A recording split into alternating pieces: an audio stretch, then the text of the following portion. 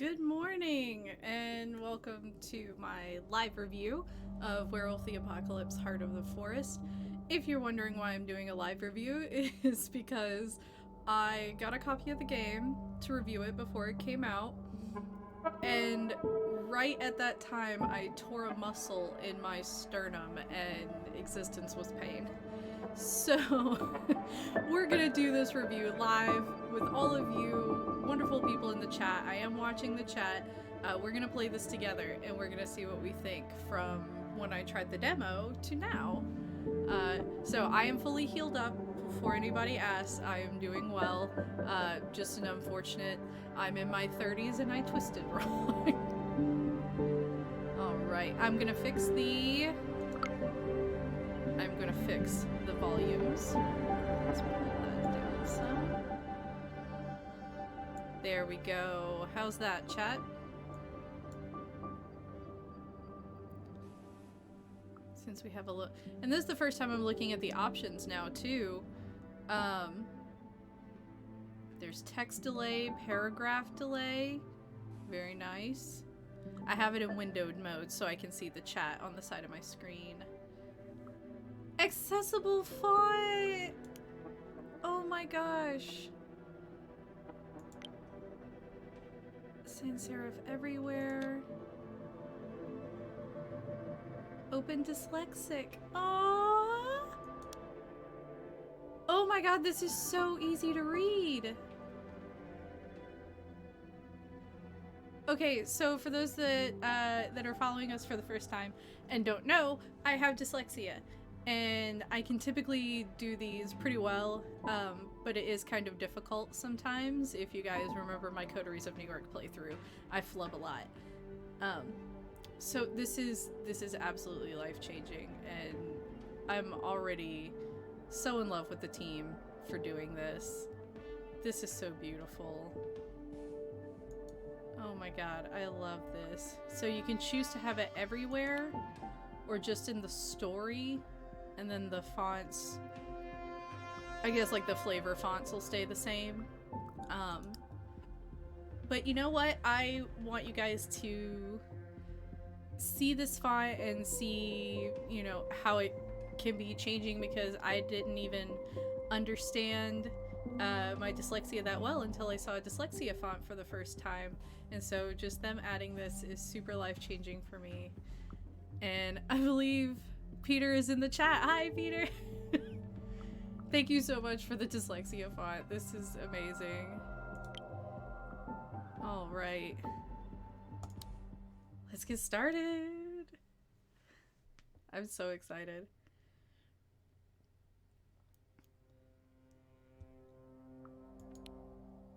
All right. Oh, this is the tutorial. I'm gonna go through the tutorial again just so all of you guys who didn't get to see my initial review, or you wanted to wait until the full thing came out. This is a game about rage and how it helps us do things that need to be done, as well as things that we later regret. Sometimes both. How do you feel about that? Let's say I'm okay with anger when it's useful. Oh, one of my rage points went up. So yeah, similar to the tabletop game itself, you have your stats over here. I think we will eventually... Okay, so we can access it now. We'll choose a name. We have all sorts of stats, so this is kind of like... It's like you're getting to play Werewolf the Apocalypse, but you're getting a visual novel alongside it, which is really amazing. So okay, my rage is balanced. So you're the critical and analytical type. That's okay. There's no right path here. Just your decisions and their consequences. Let's see. I get it. My decisions need to be fair and just. I am analytical. The woods are full of stars. They flicker, come closer, run away. They want me to chase them, to play hide and seek. I'm gonna observe. I watch as they dance around the tree trunks, float up on the gusts of wind that shiver through the branches, disappear among the leaves. There are words in their dance, but I don't understand them, not yet. Then they bunch up and fly towards me like an arrow, rushing down.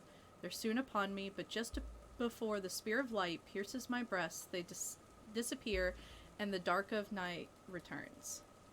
Oh, and it says balance. This is my, I believe this is my response for having a balanced rage, and that will change as we go through it. In the darkness, I feel the tangled roots of stories keeping the forest alive, and I hear the spirits asking me to judge the enemy. I open my eyes, and then I wake up. The art is just so ominous and beautiful at the same time. Confused, I open my eyes. The forest around me is thick, dark, and reeks of decay to such an extent that it's hard to breathe. I recognize this forest. I know this place. I've been dreaming about this forest since I was a child. The tree trunks, wrapped tightly in dark-leaved ivy, are covered in ripples of lichen, where the vines have taken hold. Welcome to me not being able to pronounce anything, by the way. The thorny, leafless bushes at their base are overrun with nettles. The fungi radiate with a ghoulish, sickly green light. Dark, sponge-like mushrooms cling to the fallen trees. Let's say I'm cold. I know it's summer, but I feel cold. Where are my clothes? I look down and see my hands covered in a dark substance. I'm naked. A sticky, glistening film of liquid is clinging to my skin. I can feel it on my face, in my hair. Blood. Oh god, I remember this. I remember this being such a brutal opening. This can't be real.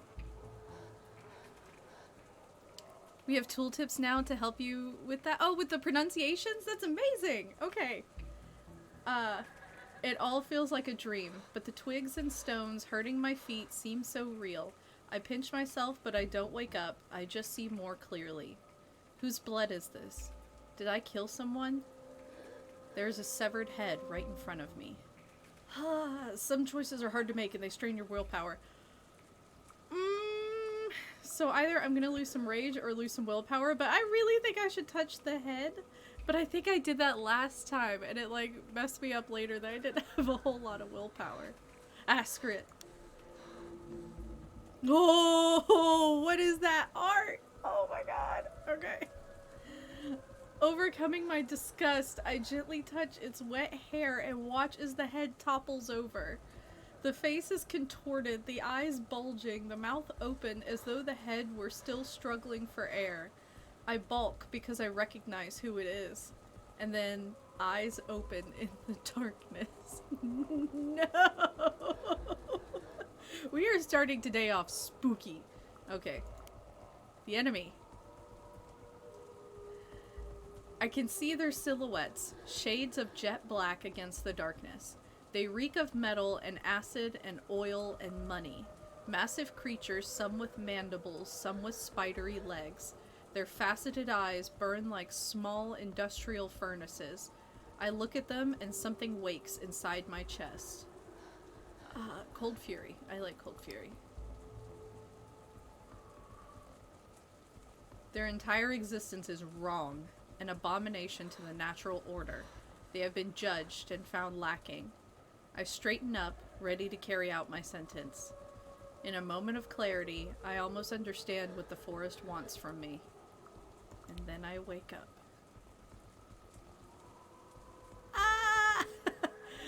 I don't remember that art from last time because that is unsettling. Okay. Chapter 1, The Arrival. Oh, Maya, it's good to see your face again. Maya? Maya! Maya, wake up! I jerked upright and irritated. My neck was stiff, and the movement sent a sudden, sharp wave of discomfort through my body. I wasn't in the forest anymore. I was in a bus.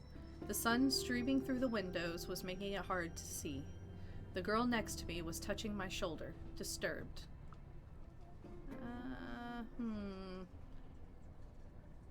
Let's see. I push her away. I don't like when people wake me up. Without a second thought, I pushed her away, adrenaline surging through me. When your rage is high, you might say and do things you regret. Oh no! What's wrong with you? She recoiled, looking hurt and scared. To be fair, my spouses have had the same response. It was a while before she said anything. You were screaming. I blinked. The memory of the dream was still there. I slowly unclenched my fist. I was glad I wasn't alone. I also have the memory span of a goldfish, so this is going to be a completely different playthrough than when I did the demo. Coffee! Alright. Thank you for coming with me, I said. The girl next to me shrugged. Her name was Anya. We'd met a couple weeks earlier on the orientation day.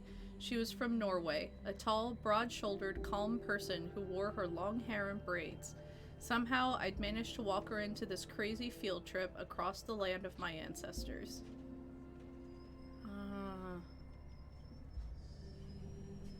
Do I take the cautious answer? Yeah, let's go more cautious this time. I think I was like really balls to the wall last time.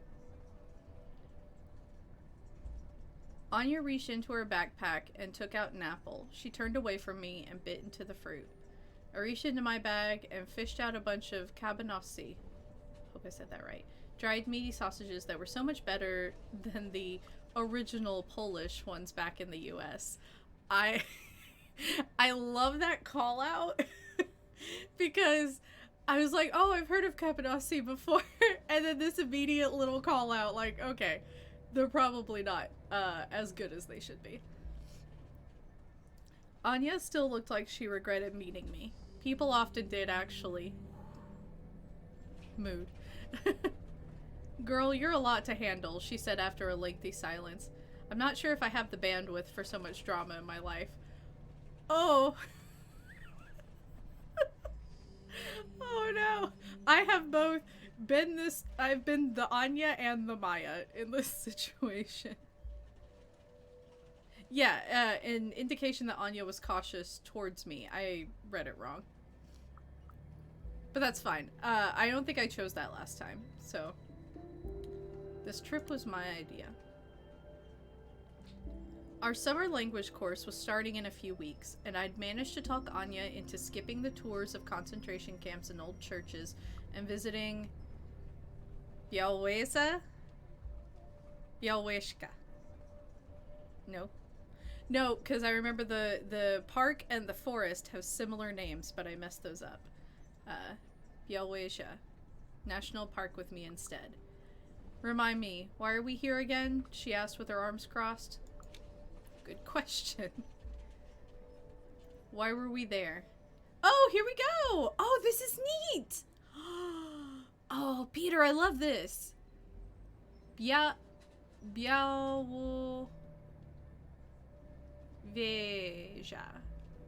Białowieża. Białowieża. That is really cool. I love that. This is neat. Ah. And it's got little info. It's a village in Poland's Podlasie province in the middle of the Białowieża forest for which it was named. I love it. Okay. There being Białowieża, a small village in northeast Poland near the border with Belarus. It was famous for its national park, the very last European bison, and, according to a quick web search, occasional tensions between far-right troublemakers and local Belarusian community. The most honest answer would have been, because I've been dreaming about the forest in Białowieża since I can remember. It's gonna be... Yeah, we stan a dedicated developer. It'll take me a little bit to get used to it, but I love this because now I have this reference like each time to tell me Białowieża. Okay. But people didn't understand when I said things like that. I looked her in the eyes. Oh. We'll lose willpower if we tell her everything and we have like nothing left right now. Let's keep it simple. Family, it's complicated. That's a mood. I'm looking for my roots. I keep it simple so I wouldn't freak her out. What I didn't tell her was even more important. I knew my family was from there. None of my relatives spoke about it, though. There were a lot of things that weren't spoken about in my life. Strange dreams that plagued me. Half-forgotten tales of forests and wolves that I'd heard before my mom took me, ran away, and cut off all contact with my dad and his family.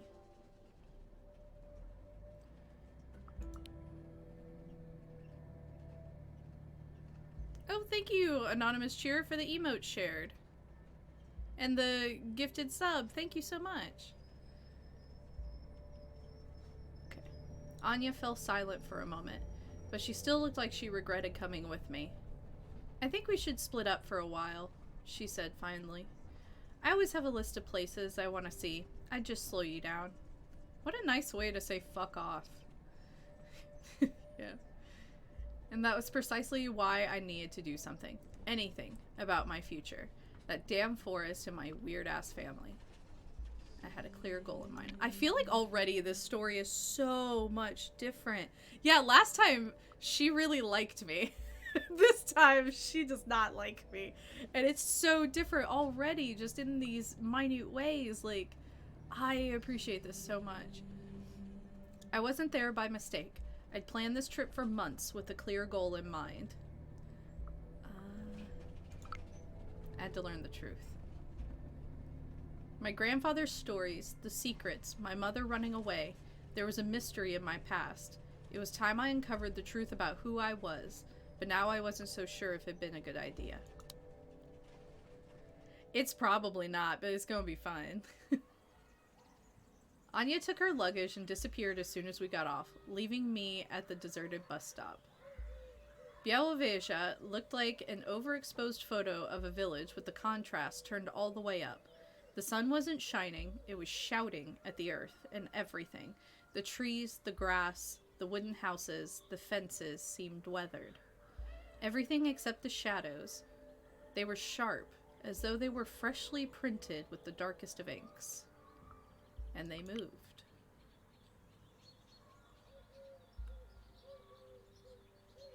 For a second, I could have sworn they'd moved, but then I realized it was just a black cat walking down the sidewalk. When it saw me, it stopped in its tracks. This is the most me response, so I have to do it. I'm gonna try and pet it. Here, kitty kitty, I said, squatting, reaching over towards the cat. In a flash, it swatted my hand away with its paw, drawing a few drops of blood as I yelped. I stood up and looked around. A friend was supposed to pick us up from the bus stop, but he wasn't there, and the cat was still staring at me. For a moment, I was tempted to just get out of the sun and worry about my missing friend later.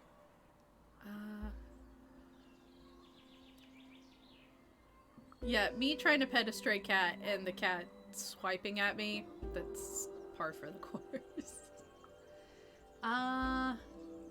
Honestly, I think the meeting was just too important. I'm not gonna really storm off. It's tempting, though. His name was Bartek. I met him online while searching Białowieża. The man knew everything there was to know about local history. I asked him to check if anyone in town remembered my grandparents. I hoped he'd found something. So I waited. And the creepy cat waited with me. Hey, Bartek was 15 minutes late, flustered and apologetic. It was his dad's company, he explained while catching his breath. He had to help him out with some paperwork. I have some options to be real hateful. I don't want to do that. Said nothing. I took my time looking at him. It was the first time we'd met in real life. He was tall, broad-shouldered, and had freckles all over his face. Come on, I'll take you to your place. His accent was a broad and very Eastern European. I'm not going to attempt that accent. I don't want to insult anyone. Yeah, I've got high rage, so I'm going to be getting a lot of, like, angry responses, but I kind of want to, like, true to how I've played Werewolf before, like, just the fighting of that rage inside. Let's see. Let's flood him with questions. Luckily, he loved talking about his home, so when I flooded him with questions, he kindly obliged. He talked about how the village had become a tourist destination, how the logging industry had moved to a nearby town, how the trains had stopped coming, and how the local train station had turned into a hotel for wealthy foreign hunters. Boo! Okay. The dozens and dozens of bison statues scattered around the village watched us indifferently. Try to be friends with everyone because I'm baby. Yeah, I'm kind of the same. I have a hard time picking mean dialogue options, but I have a feeling this game is definitely going to push me to where I have no choice, and that's going to be fun. We walked along the only street in the village, slowly making our way toward the outskirts. The trees were growing denser, their scent becoming richer and more pronounced. I took a deep breath.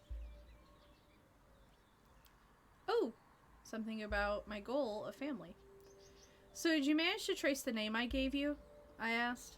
Bartek shook his head. Nothing. Absolutely nothing. Sorry. He was avoiding my eyes. A trickle of sweat ran down his temple. He was lying, straight to my face. What the fuck, man?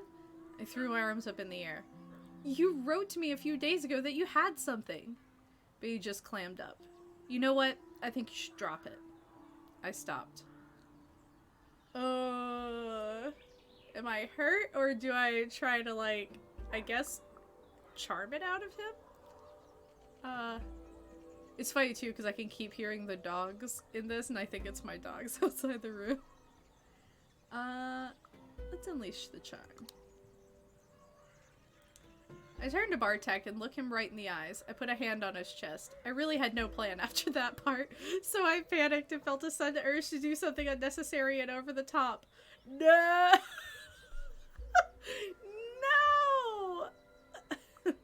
No! I love that high rage means I'm just like, kiss him.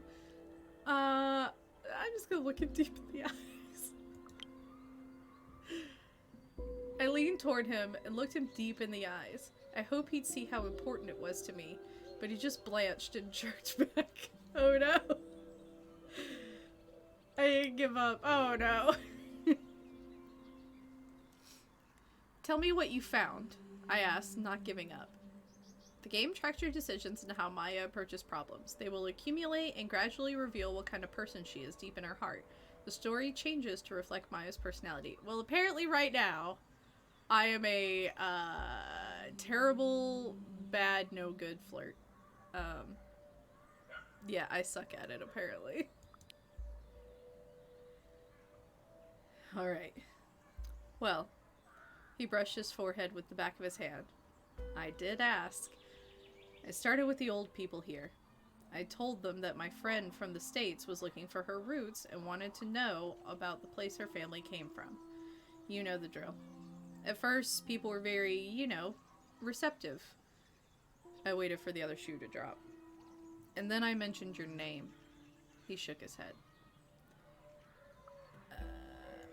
Keep talking. Let's see where this goes. Bartek, no dramatic pauses, please. I urged him. The tension is killing me. One of the old men here told me to go to hell. The other spat on the ground. His wife crossed herself. For a moment, he looked younger and smaller. And then my own grandmother told me to stop asking. She said something else as well. Tensed up. What? She told me to pray for you. Suddenly, the sweet golden afternoon wasn't so sweet and golden anymore. Who was I? I looked at Bartek and I saw that the stories he'd heard had clearly strained something between us. He was afraid of me. Who was I? We walked in silence, but my mind was in overdrive. People didn't want to talk, and that could mean only one thing. I was on the right track. Oh! Hint. People were scared of my family. Probably because we're werewolves? Maybe? So, okay. So that's, it shows progressed goals. So my goal was to find the mystery on my family. Can I see it here? Yeah. I don't know if you guys can see with where my camera is. But goal, mystery, learn your family history, pursue to regain willpower. So I did find out something related to that goal. People were scared of my family. They didn't even want to hear my name. Anya's cautious against me. Oh, when you hover over their name, it gives them info. I know you guys can't see because this is, my camera is right there. Oh, this is also new, Peter? Thank you. Also, do I say your name right? I've been saying Peter, and I just realized that might not be it. And then we got a description for Bartek. I love this further information on the character sheet. This is fantastic. Okay, that is correct. And you can kind of see how we're building out the sheet now. How we're getting a few dots in this. 24. That was a great age. I am 34 now, so. Alright. My pulse quickened and I tensed up like a hound that smelled blood. I was on the right track. Every time you learn or do something significant that brings you closer to your goal, you regain willpower.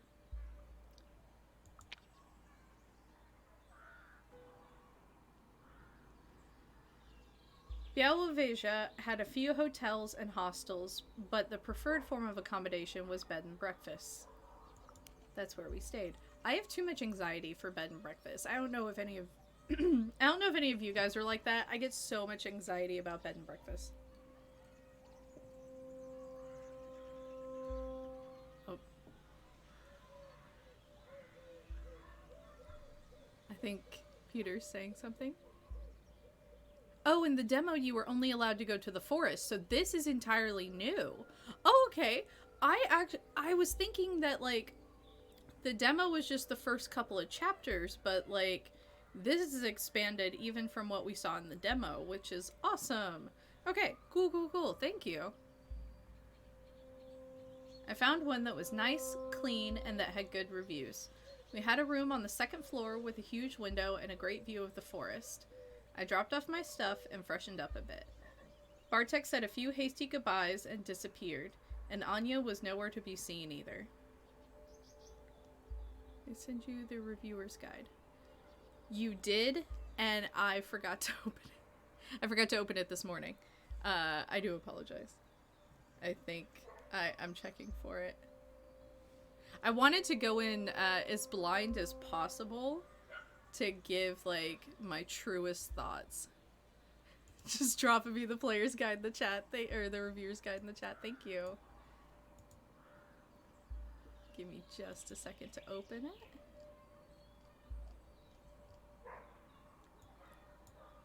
Oh, this is neat. Okay, yeah, this covers a lot of the differences and things. Thank you. I'll pull in info from this as necessary. Yeah. Thank you so much, Peter. Alright. Where did we leave off? I dropped off my stuff and freshened up a bit. Bartek said a few hasty goodbyes and disappeared, and Anya was nowhere to be seen either. The day was hot and I was restless. I decided to head out. I'm not gonna lie, if I was like, hey, I just want to know where my family came from, and then suddenly everyone was like freaking out about it, I would probably just stop looking. I'd be like, oh no. Before you go, check out your character sheet. Here we go. Look for it in the upper right corner of the screen. You can find a load of useful info about Maya, her background, personality, goals, and so on there. You can also check who your friends and who your enemies are. Białowieża was a quaint tourist town. Yeah, so we can see all the new stuff now. Let me see. I don't know if you guys can see with my camera. Yeah, you can kind of see. It says family, it's complicated. Bartek neutral, Anya cautious. Okay. Quaint tourist town, but I had other things in mind. Yay! I had a clear goal in mind. My family was entangled with this town and the forest. I had to uncover my roots. Okay, so we're just gonna go to the town first and foremost. Just since this is brand new. When I realized that I had no idea where to go, I swallowed my pride and called for help. Bartek joined me. He may be scared of me, but he's nice. We walked through the village, bathed in the sharp rays of the summer sun. It was a lazy afternoon, disturbed only by the occasional passing car throwing up clouds of dust that hung in the air long after the vehicle was gone. Children were screaming and playing as they made the most of their summer vacation. The adults were relaxing or working in their yards. Dogs were barking, and every cat we passed froze to look at us. It's because we're werewolves. Werewolves. I noticed some unfriendly stares from people too. Not many, but enough to notice. I feel like if I choose that they were specifically looking at me with the high rage, I'm just gonna be like, you got fucking problems.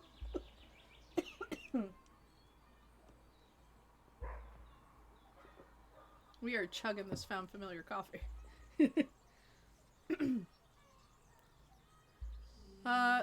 Let's try it.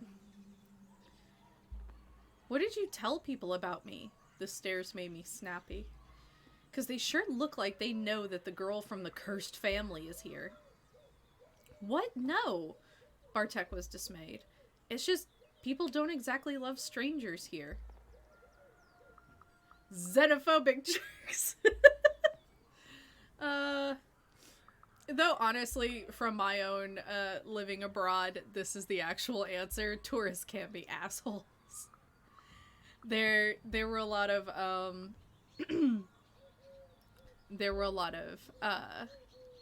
tourists when I lived in Tokyo that I couldn't even blame some of the Tokyo establishments for not being fond of Americans because I saw how they acted. Hey, and our rage went down because we understand. I understand, I sighed. Tourists can be assholes. Yeah, but there's not only tourists here. Bartek scratched his neck, embarrassed by the topic. There's a small conflict around the forest, you know, and it's attracting some weird people. Activists, reporters, bored rich kids, he said as though his dad didn't own multiple businesses. People like that, and they're getting on the locals' nerves. So YouTubers. I nodded. It didn't explain the cats, though. Well, you're not one of the crazies, and you're, like, almost a local. He smiled. So, what would you like to see in the village of your ancestors? He spread his arms as if to show me all of the splendor the village had to offer.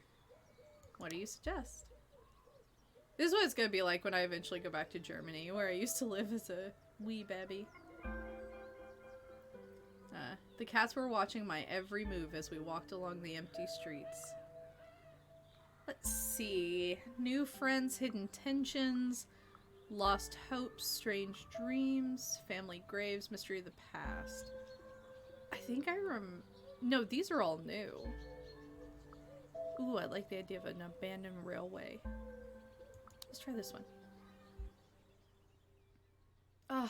I can't get over how beautiful this art is.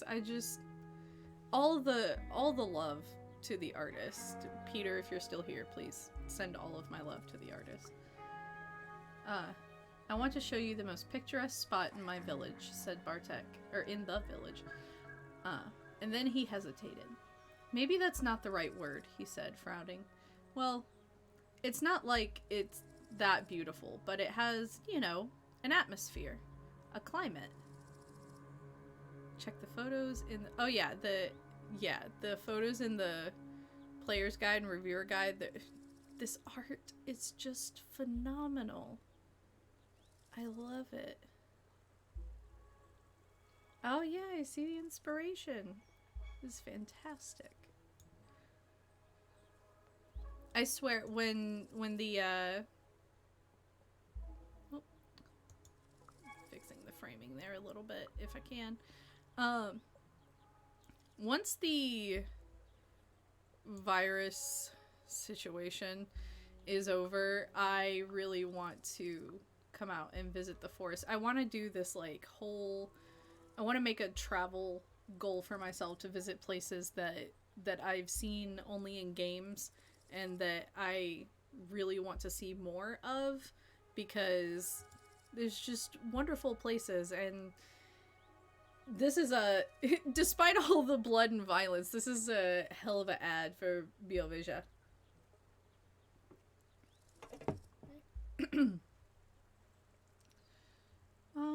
Does he mean cool?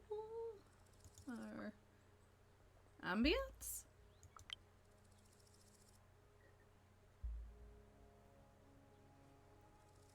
Ambiance? I suggested ambiance. Bartek smiled, visibly relieved. I meant ambiance. We ended up on some abandoned tracks. We soon left the village behind and ended up on some abandoned railway tracks. So this is where the magic happens? I grinned, pointing at the empty bottles and used condoms strewn along the tracks. That sounds about right for abandoned areas. And terrible to do to a forest. Or any kind of nature area. But with the slow, winding river a stone's throw away and the long, drooping branches of the old trees shading the unused railway, that place really was picturesque. The bees buzzing around us, the birds sang like there was no tomorrow, and the fragrance of herbs hung thick in the air. My head was spinning. Oh, good question. Why was the track abandoned? Hey, I'm more analytical. Why is the railway no longer in use? I asked Bartek. I wish I'd been able to come here by train. The bus was awful. It was a cargo line, he shrugged.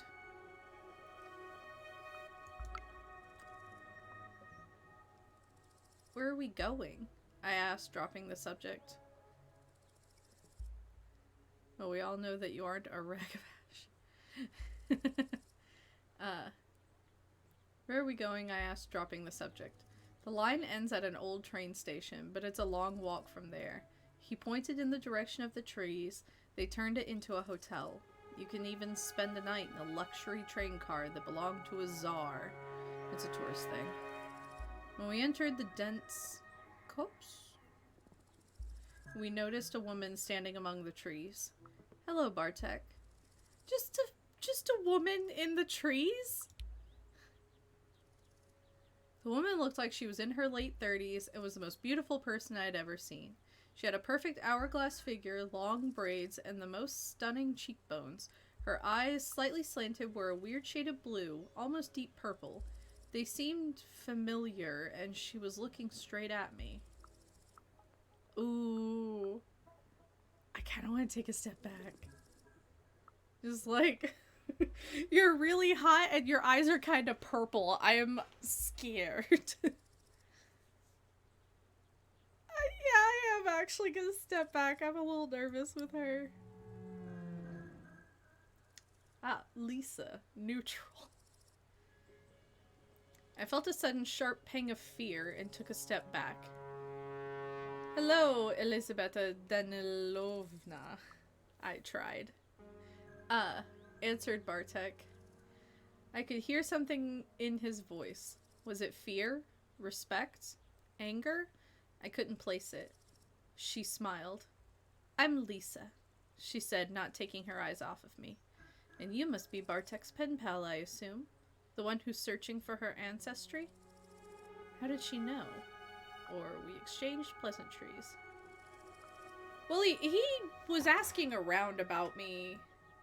So I have a feeling maybe she's someone he asked, so we'll just exchange pleasantries. Lisa asked whether I liked it here, what I'd seen, and how long we were planning to stay. Do you mind if I join you? She asked. I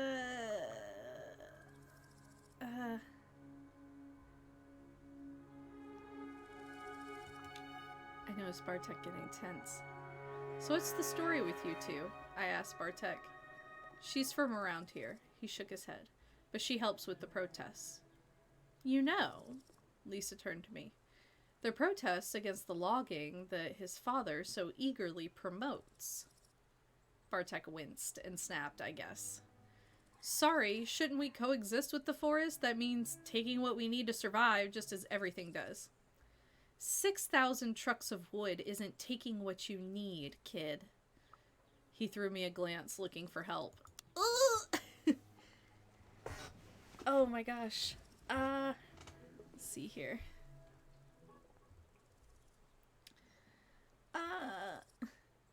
I mean, logging in a national park sounds god-awful. That's terrible.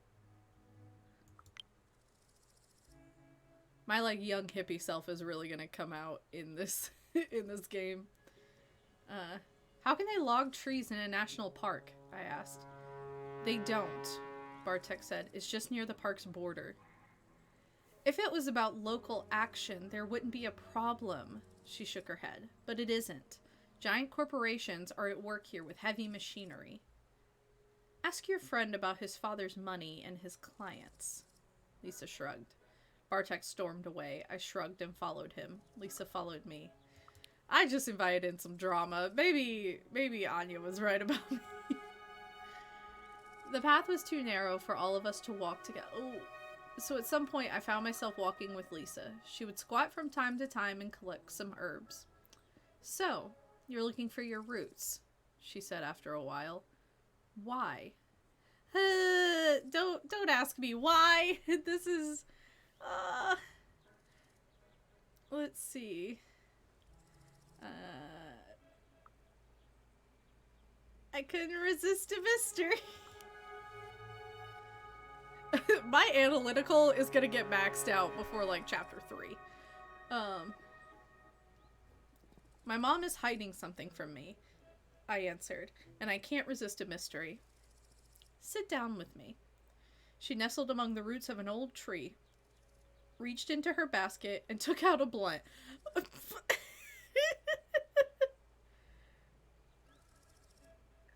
What are you asking me why, Biotic?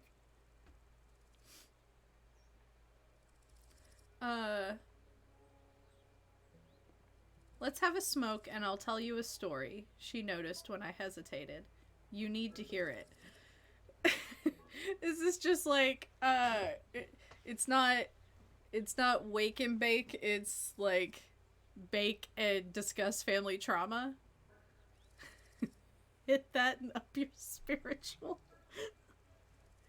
I love that it's been so long since I played Werewolf that I don't know, like, what's gonna lead to what. So it's kind of like, you know, when you take those, online quizzes that are like, which this character from this show are you? But, like, you're really into one character so you know enough to pick the right answers to get what you want. I am just going purely off, like, my personal feelings in this situation, like me as Maya, because I don't smoke, but I want to just play this as true as possible and see what happens. So, let's blaze it. Just this out of nowhere. Okay. Lisa let out a cloud of smoke and started talking. From what I learned from Bartek's grandma, you're asking the wrong questions about the wrong people. I was curious if you will get high. I personally don't, but I feel like this stressful situation for Maya, she'd be like, I guess. But now that you have said that you were curious, Peter, now I'm worried about what that's gonna do to me for the rest of this scene. I'm gonna see some shit, I bet. Okay, so let's see. I don't want to take the neutral option here. I feel like we either need to lower our rage with, like, I'm so high and her voice is really pretty, or just cut to the chase. Let's cut to the chase. We're at rage 1. Get to the fucking point, I said. Please? I added as an afterthought. Oh no, that's me. Just get to the fucking point. Please? This is a tainted land, girl, she continued. So much blood was spilled that Pushka almost lost her mind.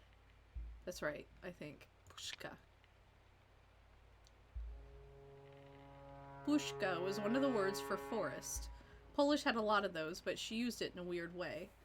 Why do you call the forest Pushka? Isn't las the right word? I call her Pushka because it's her proper name, she huffed. Las, I hope I'm saying that, is to Pushka what dog is to wolf. Huh. Domesticated, enslaved, used. Pushka is the primeval forest, one untouched by humans, primal, strong, and feared. Yay, I'm saying it right, okay. There was admiration in her voice, and I realized that the words sounded like the rustle of leaves like the wind. Pushka. It does sound like leaves rustling. I love that.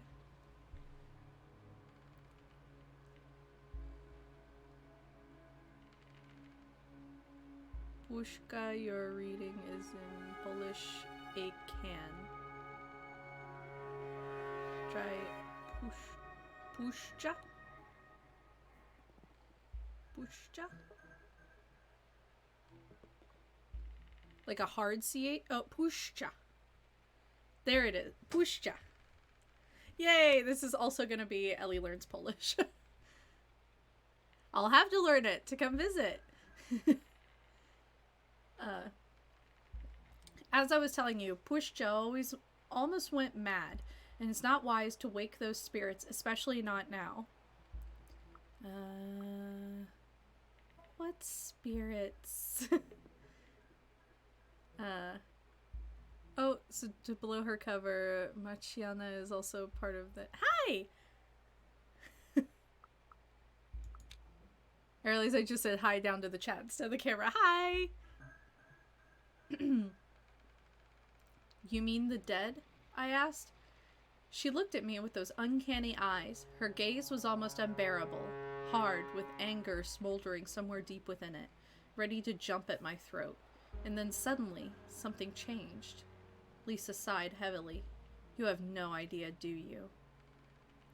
About what? I am dumb. What do you mean? I asked. So you have no idea who you are, she stated. Nobody told you what it was like here during the war and after it. Her eyes lost focus, as though she was looking at something only she could see. Ah, flashback. In 1939, when the war broke out, first came the Germans and then the Russians. You know, they actually worked together. Stalin never forgot that he was beaten by the Poles in 1920. She shot me a glance. Yeah. I didn't really care, but I nodded politely. Oh, you have no idea what I'm talking about. It doesn't matter, really. She took a drag. Anyway, many millions of lives later, Stalin and Hitler stopped sleeping together, so to speak, and the Germans came. And then the Russians again. And then there were the forest soldiers. Forest part got my attention.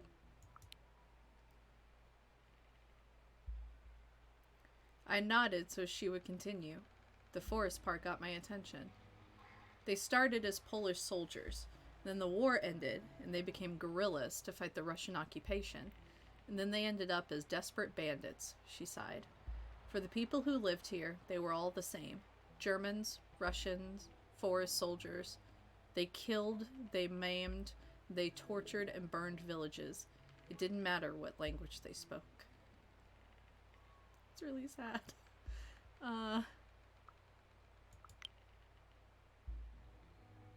I'm sorry. I touched her arm. I didn't know that it was also tangled. My great-grandparents were from here, she sighed. After the war, there were some changes, and my whole family was sent to Siberia to die. My grandmother was the only one who survived. She met a Buryat shaman, and here I am. But your story is tangled with all of this. She looked straight at me. Have you ever wondered what your grandfather did during the war? Then the weed hit me. It's just this super emotional tragic thing. Oh, it really is a tragic story with these soldiers, the cursed soldiers. Oh my gosh. Yeah, thank you so much, Peter, because I know that legitimate history is laced in with this, and that's what makes it like that much more upsetting, is knowing that this is more like, it feels like it hard to say.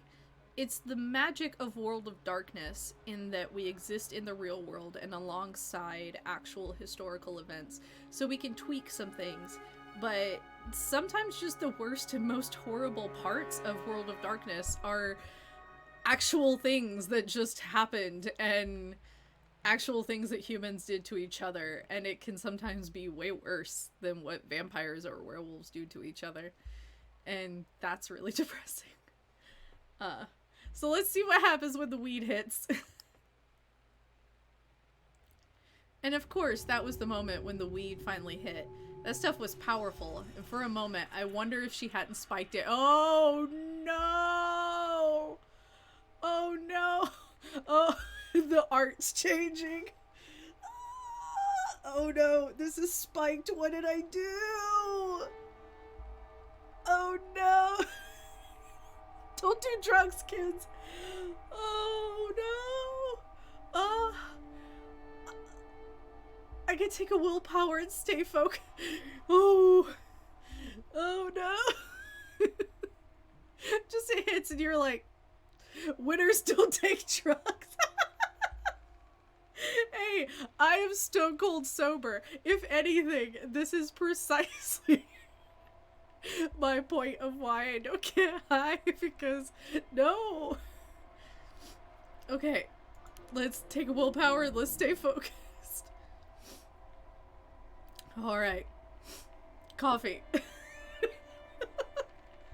I appreciate, so, with typical visual novels, you can kind of see, like, there's this branch and there's this branch, and it'll take you around. And it's kind of obvious, when you're doing story branches. But here, the differences in the dialogue are so subtle, they don't feel like different branches. I don't feel the need to, like, save and redo my decision, because not everything is world ending. Some stuff is just, this scene's about to go real weird for you. And I appreciate that. I really do. Okay. I focused and understood that the strange feeling came from within. It was like a long forgotten dream, like an ancient memory suddenly brought to life. I let it in. We are sitting around the fire, deep in the pushcha. They knew the rules and they decided to break them, I say, and the others nod their heads. We have to react or they'll stop respecting us. Oh, that's what the forest taught me. And you managed to get high for free. True. This is what the forest has taught me. Be what you are. Show no weakness. Do what you have to do. Tomorrow we're going to burn a village. Wolves gather in the darkness, waiting for a feast. So this was like a vision quest. Oh, a spiked joint. Oh, I'm getting like anxious, so I'm moving around in my chair a bunch. Oh my god. The vision ends. When I came to my senses, Lisa was still looking at me. It's a lot, okay? You gave me really strong stuff. I love how there are chosen paths through the dialogue and then given paths through your stats and rage levels. Really great way to showcase unintended consequences. Yeah!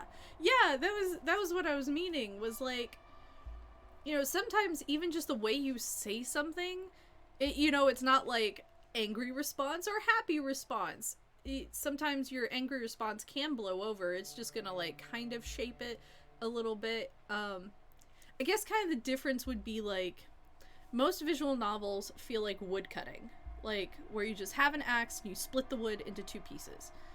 But the way this story is done, it feels like whittling, where you're just like doing slight shaves here and there and the little shaves, and eventually we're going to have this sculpture of Maya by the end of it, and I love that. Okay, it's a lot to take in.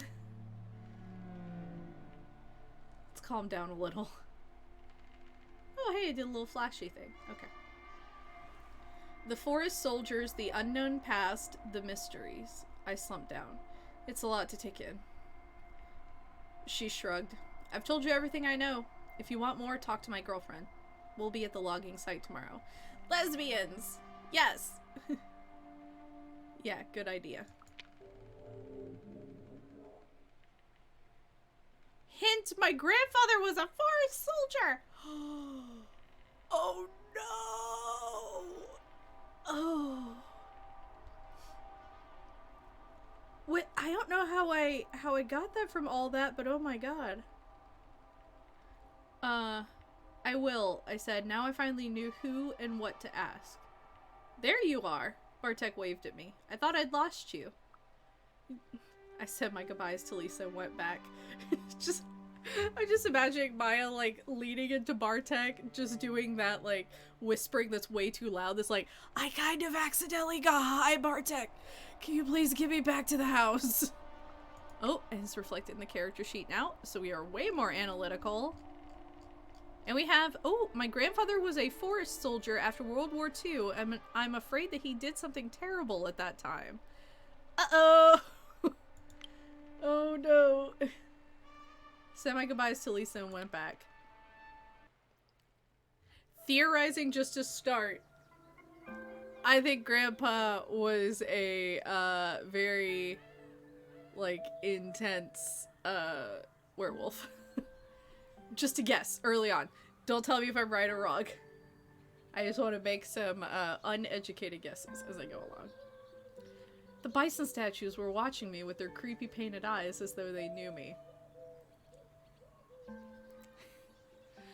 This is gonna sound so stupid. Bison don't scare me because they're so, they were so common near where I live. There was like a whole farm full of bison, and they just always looked big and goofy. And then also the Country Bear Jamboree at Disney World. There's a bison on the wall and he sings. And when it says like they're staring at me with their creepy painted eyes, I imagined when you walk out of Country Bear Jamboree, I think it's like a bison, a deer, and oh, I can't remember who the other one is. Is it a goat? Maybe, but when the three heads are just like looking at you. Alright, let's see. Village or so let's do the cemetery.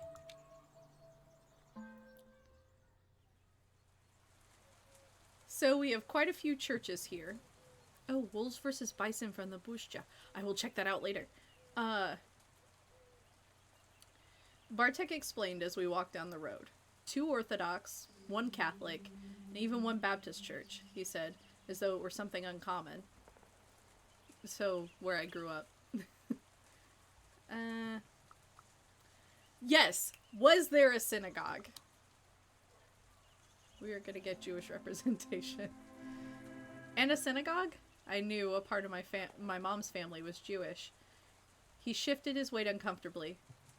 There aren't any Jews here anymore. Yep. I knew that answer was coming. But, the reason I chose it is because this isn't like a test on Heart of the Forest. This is me wanting to showcase them. This game really has pulled 0 punches on just being willing to say shit. And I think that's a core value of Werewolf, is like you really have to be willing to just go there. Like, you gotta be willing to just say shit about how god-awful humans are to each other and how god-awful humans are to the planet in general. Baby Ellie hippie coming out here. Humans are the worst.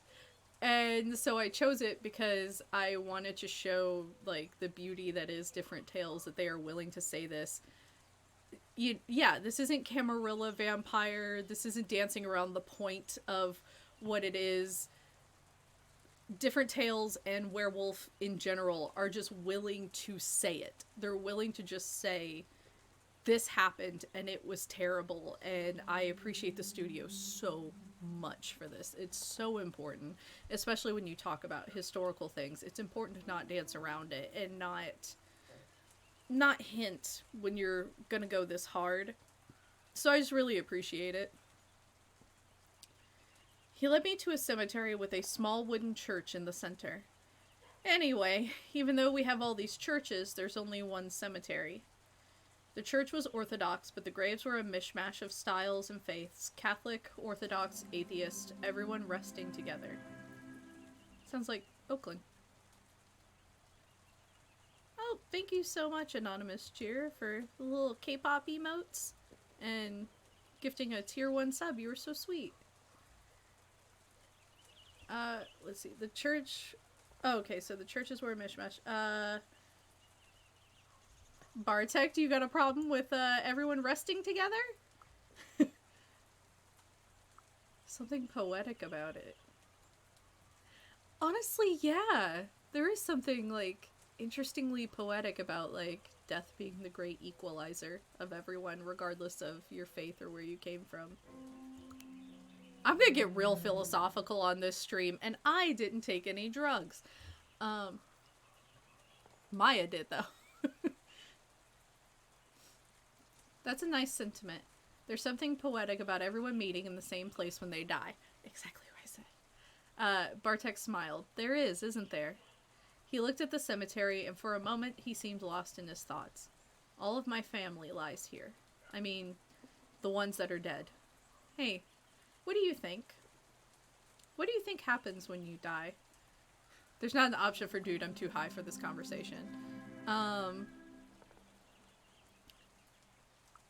Oh, what happens when you die?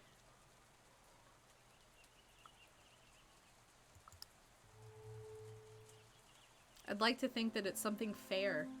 I like the idea of judgment, you know? I mused. Maybe you look at your life and finally know why you were doing the things you did, and what came of it all. It would make sense. Bartek nodded. Yeah, it would. I like to believe it does. He looked over the cemetery fence.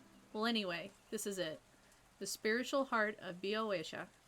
We can go see something else if you like. So that's where we stood. I wanted to go in. He didn't want me to. Was he kidding? Or just go in.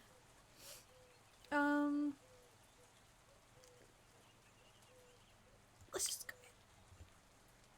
Sure. It makes me think of Oakland. So we have this cemetery in Atlanta that is like, it's practically a tourist destination, but it's really beautiful. And yeah, every time you go, like, graves are kind of like in these little, stone, like, squares. So it's like a square of like 3 to 6 people, and then there's a square of 3 to 6 people, and then they have big mausoleums. And it's just kind of like, you'll see all kinds of faiths there. And it's a big touristy trap version, but that was why I liked it, it was this, like, equal place. And so I kind of like this. So while we have Zero Rage, I want to, like, enjoy Zero Rage. Okay. Not so fast. I wanted to look for my family here, remember? I smiled, opening the gate. Bartek shifted uncomfortably. I don't know if that's a good idea. Uh-oh. So either... I'm worried. Are we not here? Or are we desecrated? What? Why? I turned to him, surprised. I mean, I told you. People have weird reactions. Maybe it's better to leave it alone. I just looked at him for a minute. Show me, I demanded. He sulked a bit, but in the end, he led me through the labyrinth of graves to the far end of the cemetery. Uh-oh. The walkways were very narrow, and the whole place seemed quite chaotic. Catholic crosses, Orthodox crosses, no crosses at all, huge statues and simple gravestones, graves you couldn't see because of all the flowers, and graves that seemed completely forgotten. And then I saw the woman, tall, broad-shouldered, and long-legged, with gray dreadlocks pinned to the crown of her head. She must have been in her late 40s or early 50s. She was marching through the walkways with fury in her eyes. Bartek quickly stepped between the graves to get out of her way.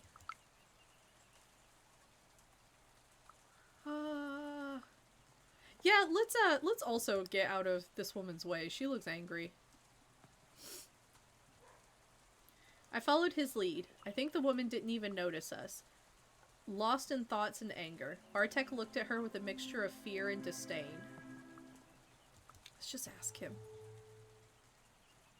Olga. Neutral. Okay. Who is that? I asked, watching the woman leave. Bartek winced. Oh, that's Olga. She's a local activist. She left Białysza when she was 18 or something and returned a few years back with the notion that she was going to change the place. We continued to the far corner of the cemetery. There, seemingly forgotten and covered in moss, was a lonely grave. It was damaged. Oh no. The tombstone was broken, deliberately. Someone had obviously smashed it with a hammer. The name was half erased. I do love that bell. That bell's very, like, I don't know the word. Not nostalgic, but it emotional, I guess. The plaque was also damaged. Someone had tried to scratch out the name, but the letters were still visible. There was a circle around the grave. There was a circle of coarse salt around the grave. I'm sorry, Bartek sighed. I didn't want you to see that.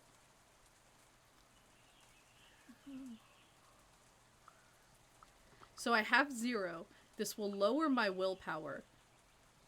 But it's rare to have a rage of 0. So let's see here.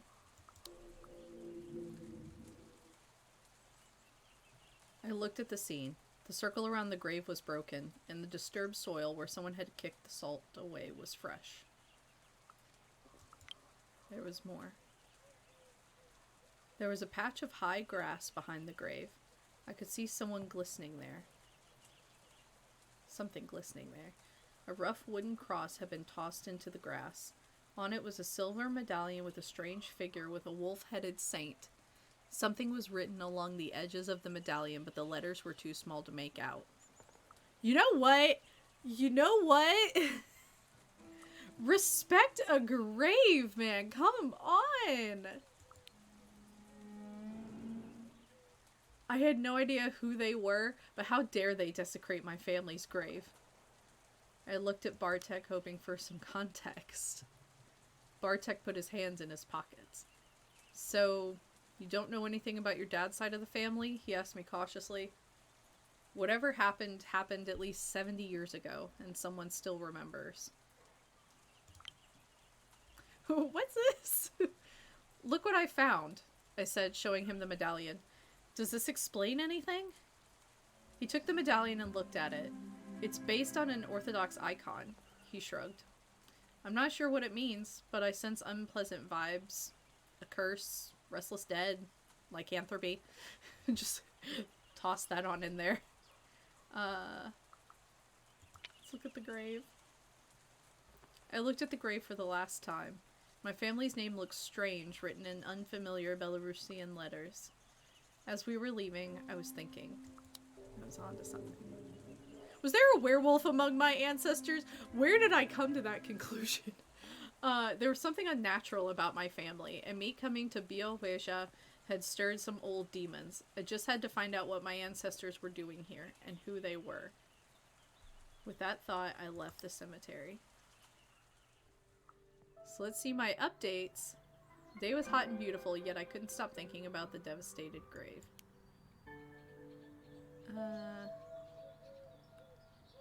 Yeah, the salt circle makes me think vampire, but it also just sounds like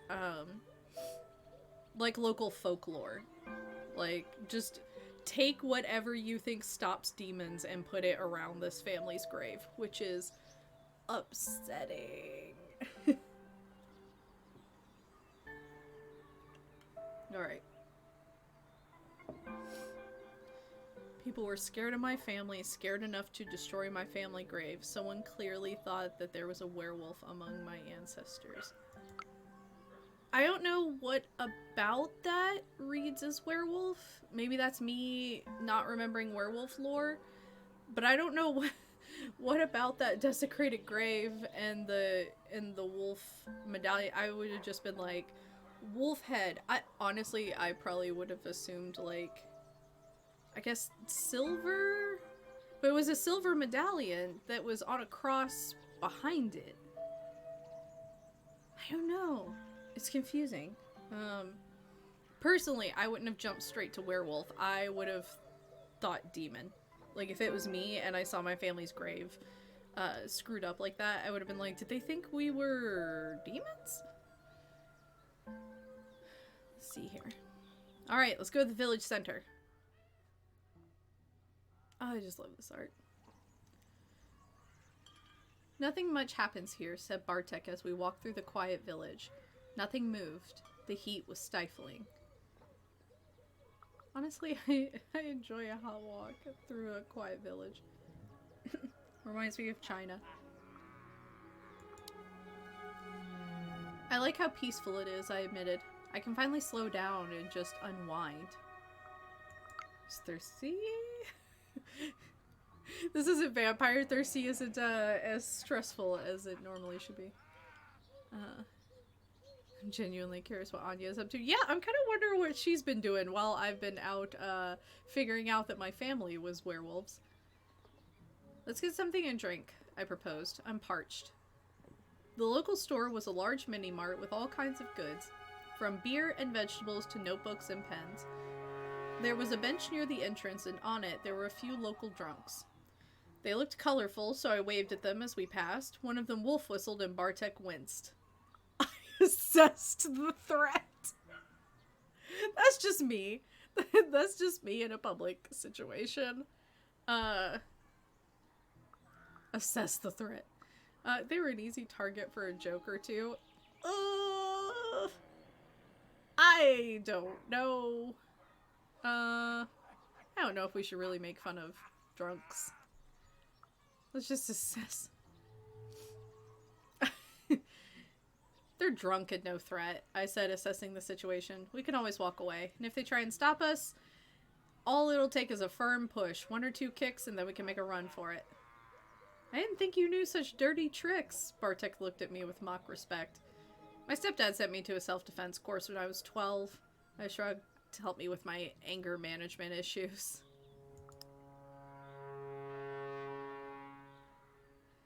We spent some time inside browsing the Latvian, Lithuanian, and Belarusian goods. Why was there almost nothing Polish here? And who in their right mind drinks coriander soda? I was putting the soda back on the shelf when we heard a commotion coming from outside. Sidebar, I will absolutely try coriander soda. It sounds like it might be disgusting, but I am very curious and intrigued now.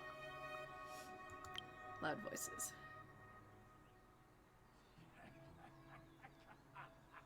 Some slurs, some curses, and a clear, mocking, polite, "I'm so sorry, darlings. I don't understand. Do you like my skirt?"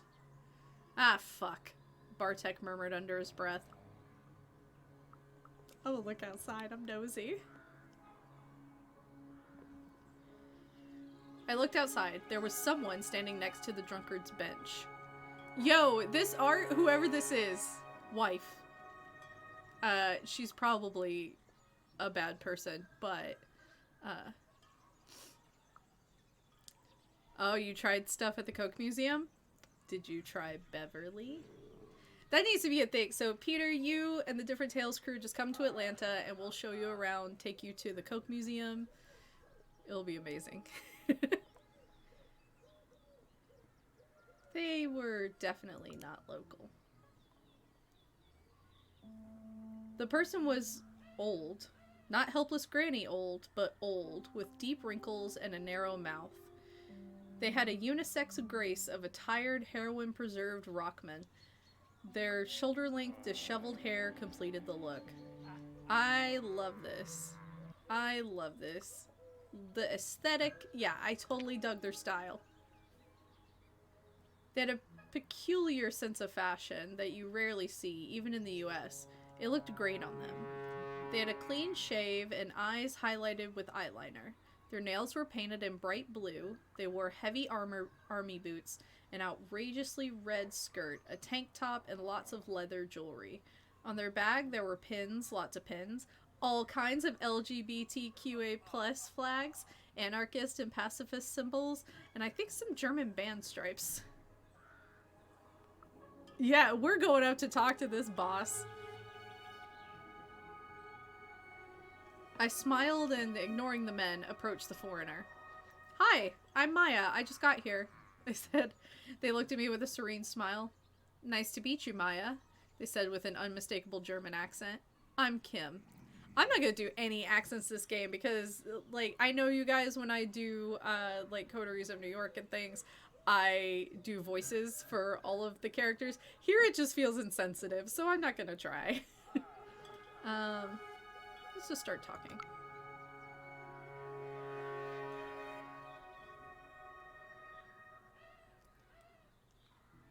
Oh, Elijah, you try coriander pop too?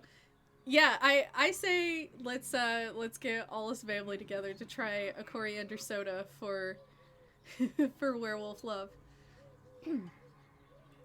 What brings you here? I asked. In Bioisha, I mean. I came to see the forest and to protect it. They sounded deadly serious. Me and my friends heard about what's happening here, and we decided to come help. The men on the bench were looking at us grimly. Hey, someone said from behind our backs. Kim smiled, and the men on the bench stiffened. I turned around. It was Lisa. Oh, she back. You should stop drinking that moonshine. It makes you pick fights you can't win. I was ready for a fight. No. Oh, she looks ferocious. Yeah. She looked ferocious, and the drunks started explaining themselves. But look at this, Elzunia, one of them said, gesturing towards us. Elzunia. Maybe. For the last fucking time, the name's Lisa, she said, furious. And this is my friend. You're to leave them alone, got it? The drunkards mumbled and went back to drinking. Thanks, Lisa, Kim said in English. You shouldn't have. Oh, but I wanted to. This really is dangerous hot women, the game.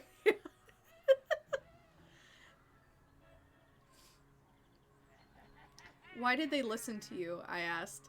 She turned to me and shrugged with just a hint of a smile. Oh, they have their reasons. I think I saw relief in her eyes when she looked at me. Hi, Maya. I was worried you gotten yourself into trouble there.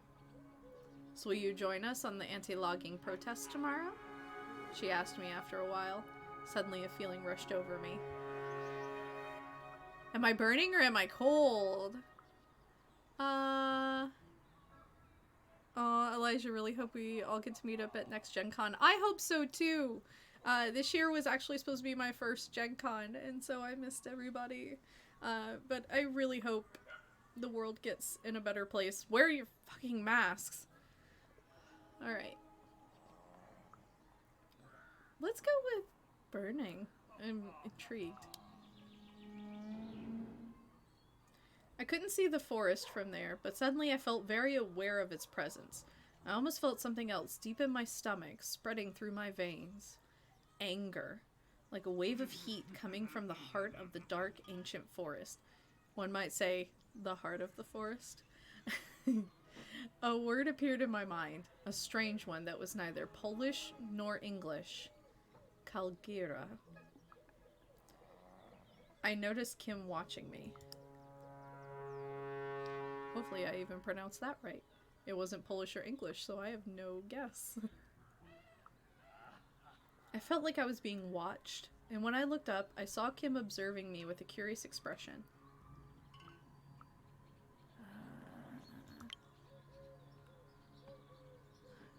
I realized they knew I just felt this strange connection to the forest. Tell me, I asked. I love how it's tell me, I asked. I know you have strange dreams, they whispered. I suspect the forest is reaching out to you. They leaned closer to me. It runs in your blood. The words were like a punch to the gut. Trust me, I know. Oh, who was I? Who am I said quietly. You see things as they are, they said, looking into my eyes. You'll figure it out. Suddenly, I felt confident. Ah, hint I met someone who knew about my dreams. I wasn't making that up. There was something strange in my family history, and there were people who knew what was going on. Before I could ask more, Bartek approached and Kim shook their head, silencing me. Meet us tomorrow at the logging site. They blew me a kiss and put their arm around Lisa and walked away. We decided to leave as well. So wait, is Kim Lisa's girlfriend? Power couple. Okay.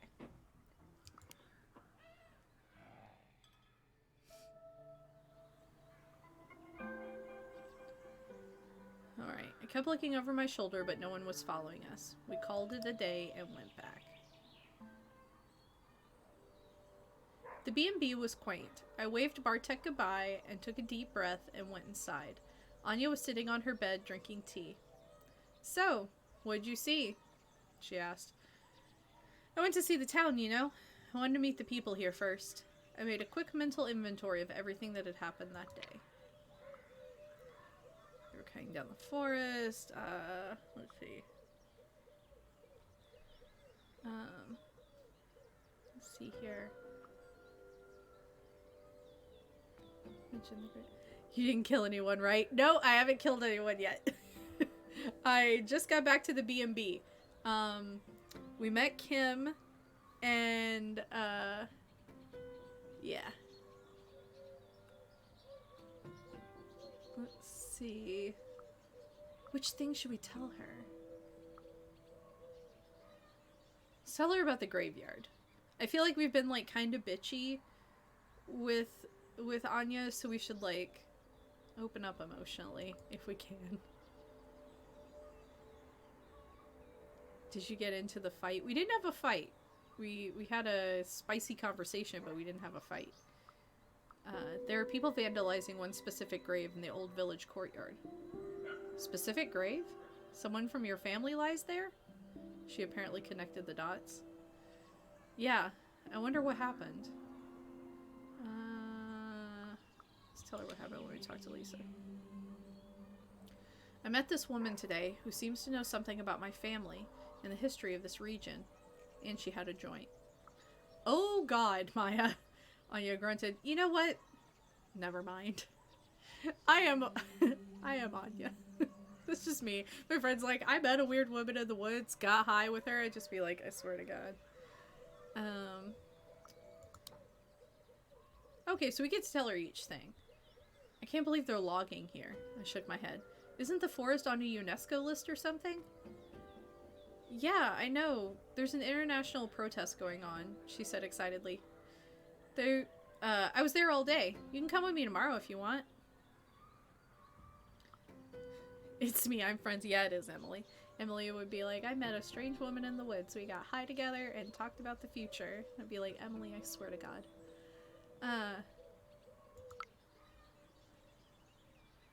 There are many activists here because of the illegal logging, and the locals don't like foreigners at all. I got into a fight with some bastards who picked on a non-binary activist.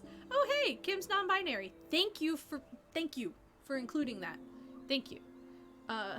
Cause Kim, kind of feminine sounding name. We should never make assumptions. Thank you for letting me know that they were non-binary. It was you! Anya got excited. I went to see the protest today and we heard that there was some kind of trouble in the village. I don't feel like talking anymore. You know what? I'm seriously tired. Let's call it a day, shall we? Soon we were both in our beds, ready to sleep. Even though I was tired, sleep didn't come quickly. Anxiety was spreading its cold, writhing roots deep in my chest and stomach. I lay there for some time, looking at the silver rectangle painted on the wall by the moonlight. When I closed my eyes, I could still see the weird vision I had that day. My roots were here. I could feel them, almost touch them, and they were reaching to me. I felt I was closer to getting my answers. Oh, I should go see the logging protest. I felt that the answers I was looking for were within my reach. I just had to go and see the logging protest, meet the right people, and make them talk. After a long while, all these thoughts became blurry. They slowly started to turn into pictures, sounds, and colors. Before I drift off, I want to check the hints that we got earlier. People protesting about the logging clearly know something about my family. I should go talk to them. Okay.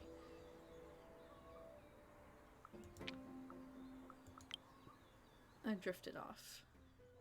Ah, God, this art. Love this. Okay.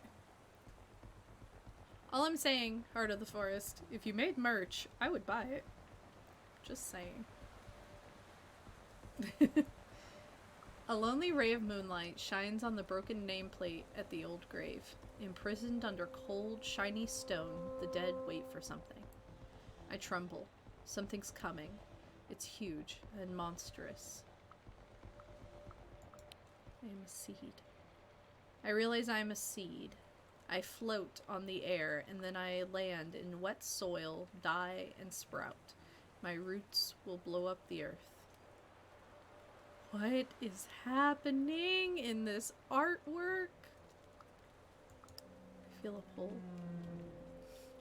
I feel a pull, and I surrender to it. I float toward a clearing. Oh!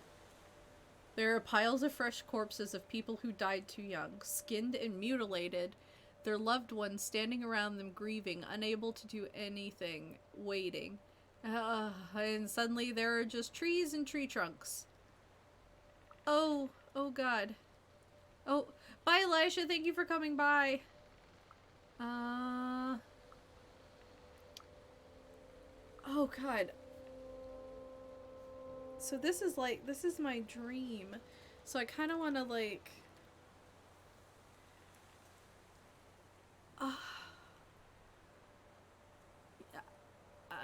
I'm gonna weep. Oh, I went up in spiritual. Finally. I weep and other voices join me, terrified and hollow. The trees are dead and I'm here to help console their spirits. Wait, are these mutilated bodies trees? Like, are they representative of trees? Oh my god, this game. Oh, this game. Okay. Anxious fidgeting. Oh, no. No. Okay. There is a stench in the air like meat rotting in acid, but somehow worse. Kind of what a logging factory smells like. I see the monstrous army. Their mandibles are whirling chainsaws. Their long metal arms are wrapped with black pipes that look like glistening intestines. Their smell is vile. They wait, unmoving. That fucking description of logging trucks. Oh my god.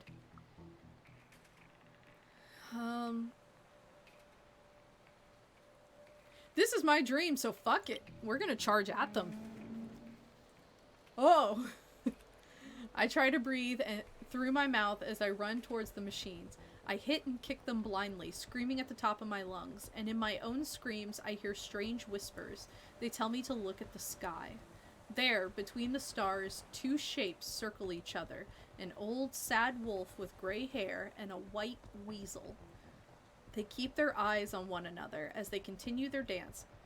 Suspicious, but not hostile. Oh man. I woke up so early to play this game, but I'm so into it. Oh, here's where the demo ended. It's all new from here on out. Woohoo! We need to fight the enemy, the awful rotting stench. I know that much.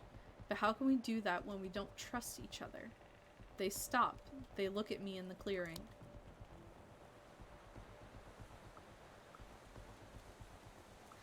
Reprimand them. Work together! No, I'm just gonna look at them. I gaze at them, just like they gaze at me. Now the three of us are all measuring each other. They descend on the opposite side of the clearing. One by one, other shadows join them. I stand in the middle of it all. Oh. This is so intense. This is such a... Oh my god. Okay. Whew. Alright. Alright.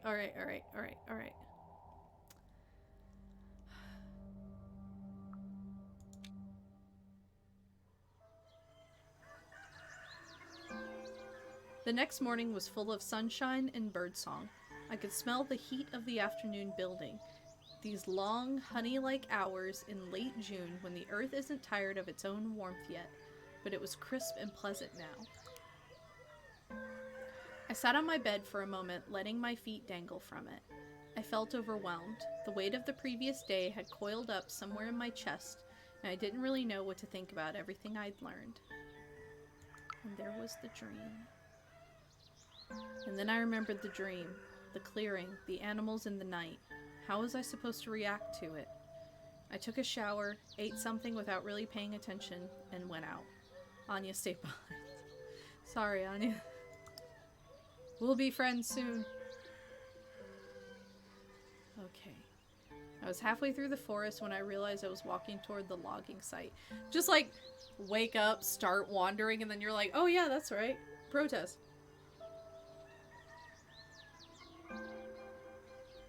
Okay. Okay.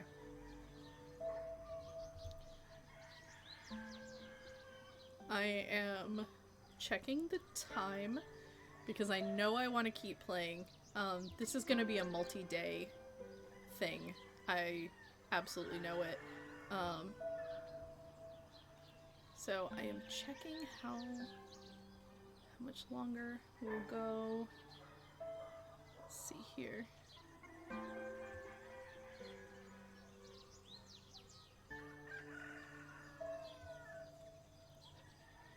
Alright, so I'll go for maybe another 30 minutes to an hour. We'll see when we find a good stopping point, and then this will just be how we spend our Friday mornings together until we get to the end. I have greatly missed gaming with all of you between the show, our vignettes, and then ripping my chest muscle. I haven't been able to do the gaming with you guys that I wanted to do, so let's start back with this and let's spend our Friday mornings together playing Heart of the Forest. Alright. Protest, activists, answers.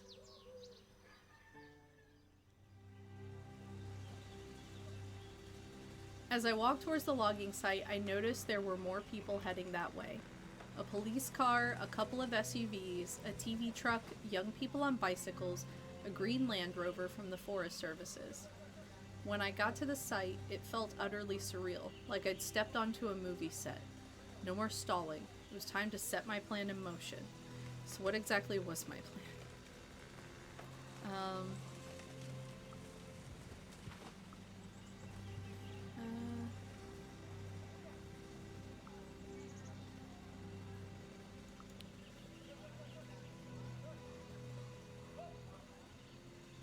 Let's see. I want to make this logging stop. I don't like this. I came here to stop the logging. I looked around. I know that I actually like came for my family, but like hippie me is taking over. I looked around. On my right was the ancient forest. On my left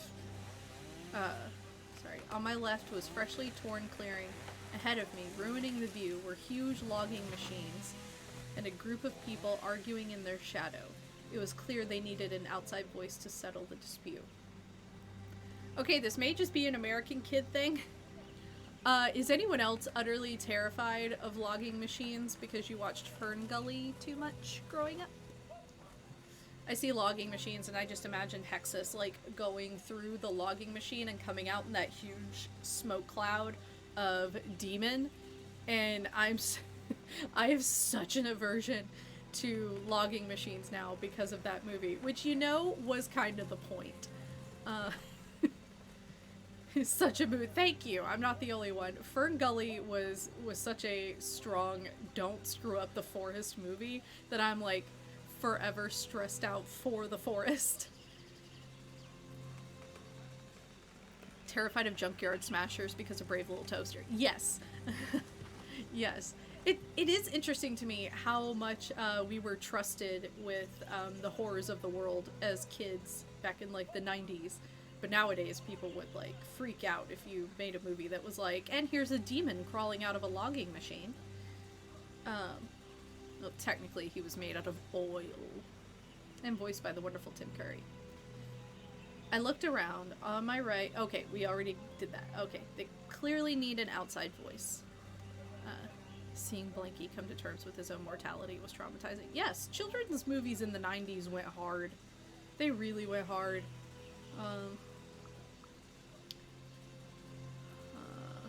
They need an outside voice. Let's get the machines to turn off if we can. I'd never seen a harvester before, and I was shocked by the vile ugliness of the machine. Yep. There were 3 at the site. Their long metal arms were wrapped with black pipes that looked like glistening intestines or weird hanging sperm sacs. Blech! And they reeked. Yeah, they smell so terrible.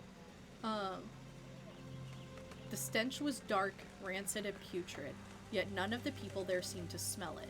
Not the reporters, not the police, not the loggers, nor the protesters. I couldn't understand. The clearing was full of that smell. It's worm!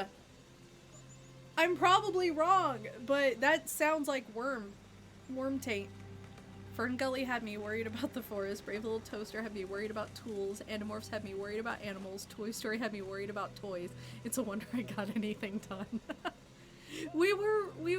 Honestly, that's why I don't freaking understand people that are, like, my age, that are not, like, radically, like, caring, but also anxiety. Yeah, Zach. It's why we're all radicals with anxiety. I will save this forest, but please do not yell at me. I will cry. Crying while punching people is my perpetual mood. I saw a familiar face among the protesters. Kim was standing next to a vaguely military-looking white man who was arguing with Olga from the cemetery. See, if Pac-Man had affected us as kids, we'd all be running around in dark rooms munching pills and listening to repetitive electronic music. We had so many, like, there were so many movies in the 90s that were like, let's teach this generation to be better people than we were. And now it sounds like a lot of media is afraid of that now.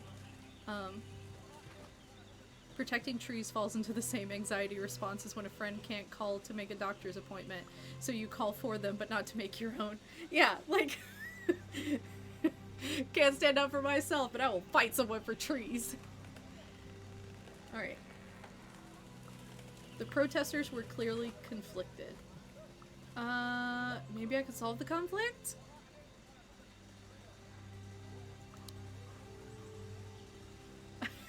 I really am gonna max out my analytical. I said I was gonna max out analytical before chapter 3, and I am well on my way. I thrived in solving conflicts, so I went closer. One of the police officers, young and nervous, said something I didn't fully understand. I smiled. Ah, the boldness of a 24-year-old. Yeah. God, what was I like at 24? Oh, that's right. I was living overseas. I was a lot more bold in my early 20s. I'm gonna move to Japan for no reason. And then I'm gonna elope to China. And eventually I'll make my way back to the US. I smiled at him and said, "I don't understand," in my best Polish. He smiled back. "Oh," he said, "you're one of them," and then let me go. Then I noticed I wasn't alone. It's just like fucking tourists.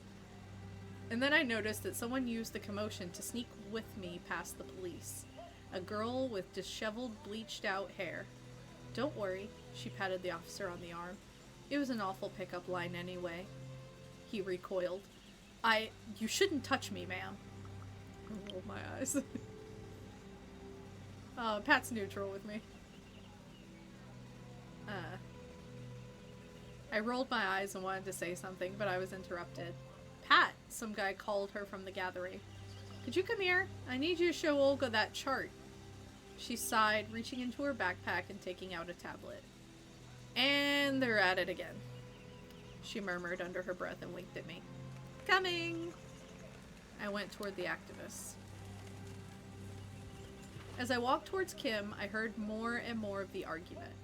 Olga, you can't. The man was speaking with a strong German accent. Pat stood next to him with her tablet. She looked a bit amused. Do not fucking tell me what I can or can't do, Cornell, Olga interrupted. I can because they are destroying our mother. I can fight with all the means at my disposal, and even if that means burning those harvesters to the ground. We stand. A slender, green-eyed man was standing near her. He took a few steps back, went towards one of the harvesters, turned his back on us all, and pissed on the machine. Olga smirked. Aw, Daniel, you know how to bring the point home. He looked at her confused. Cornell raised his eyebrows. Burn the harvesters? Cornell asked calmly. In this drought? Olga, are you out of your mind? You know what I mean.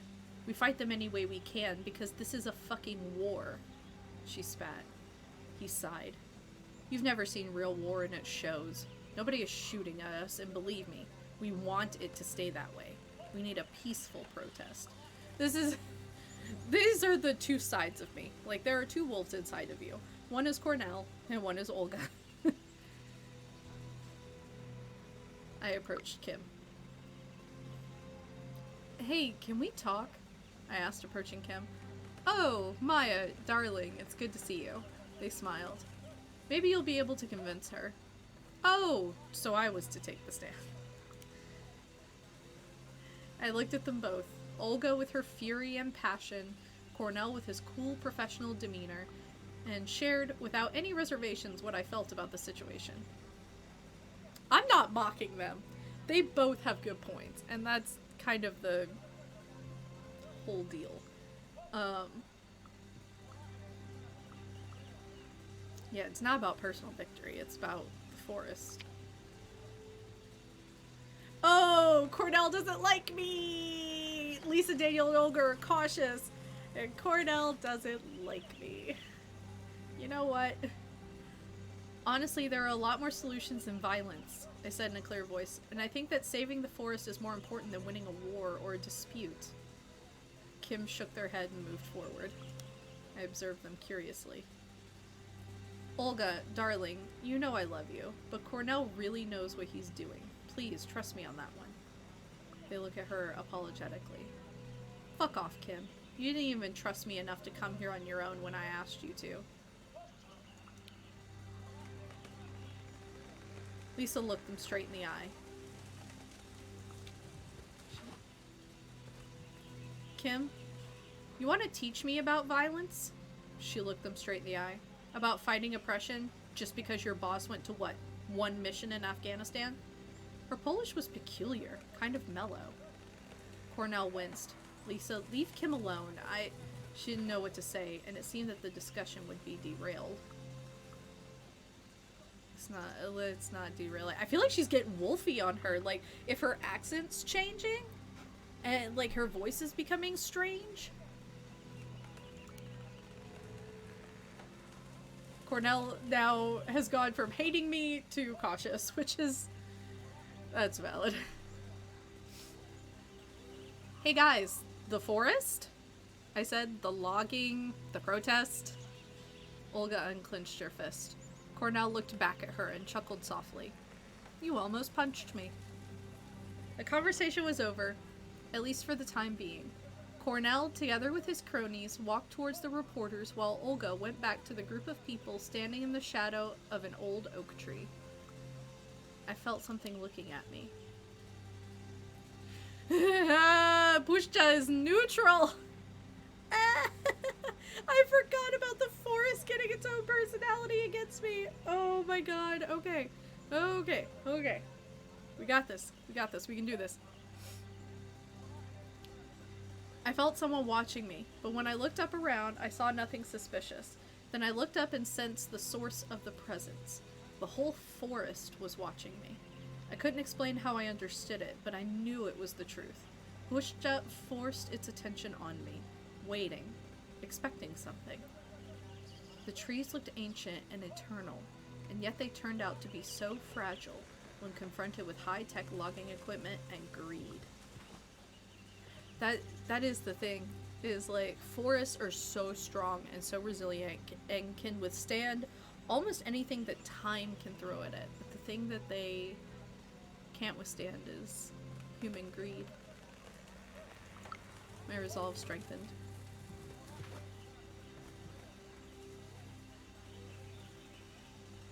It's harder now to make Pushcha logo, especially if you start with town. I came here to stop the logging, and after seeing what I'd seen, my resolve only strengthened. But it wasn't something that I could do on my own. Oh, so like it's because I started with the town and not the forest, it's gonna be harder now for the forest to like me? I think is what you mean? I looked at one group, I looked at the other. The harvesters were dripping with black oil, and the forest stood tall, serene, and full of golden light. It looked like it could protect itself, and then I looked at the felled trees, dead, limp, and helpless. Oh, I genuinely don't know what to choose here. Do I go fight a motherfucker, or do I go get some answers?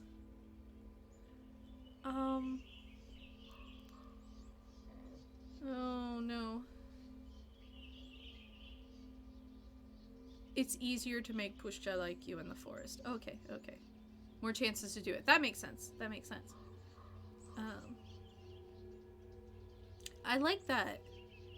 And I did do it in the demo. Yeah, I went to the forest in the demo and Pushcha liked me. Oh, what do I choose now? Fight.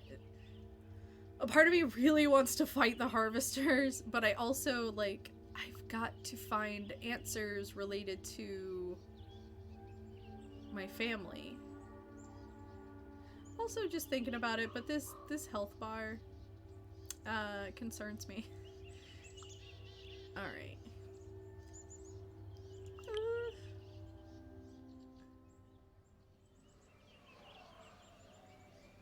Alright. As I approached the group, Kim waved at me. Come here. They took me straight to the leader of their group, the man who was arguing with Olga. Hello, Maya, he said. So you haven't come alone. He reached out his hand. Who's gonna shake his hand? His handshake was firm and strong. His eyes were an uncanny shade of gray. He might have been in his early 30s, I thought.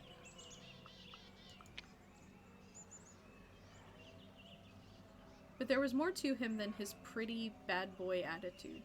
I wasn't sure what it was, but I felt it. And he knew that I knew. Cornell looked me in the eyes. I know why you came to Biaveja. The forest is reaching out to you, because for a long time your ancestors were its servants, and now you're the only one left to pay what they owed. He seemed to believe it. My family left unpaid debts to the forest. Oh no. I really love how hard the choices are. We did a good job here. You guys really did.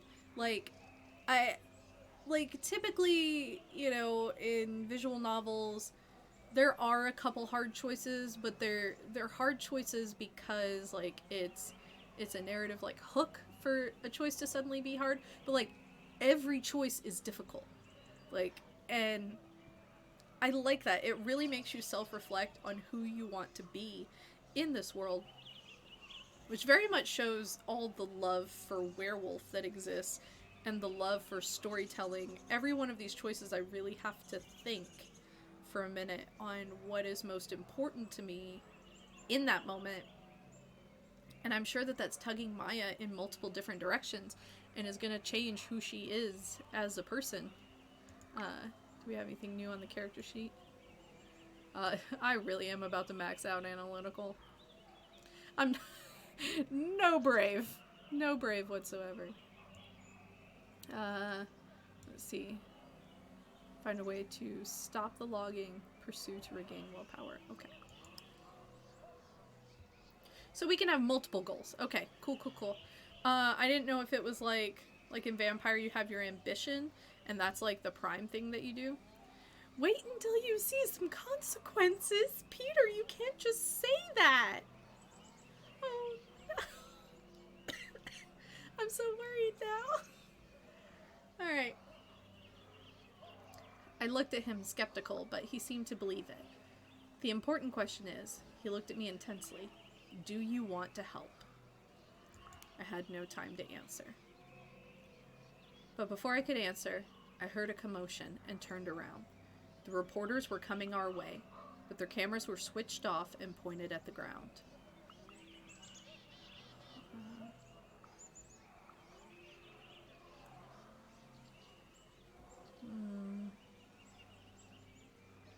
I don't think there's a way to play with no regrets. Yeah, I kind of like that. Because life is full of regrets, and so should be this game.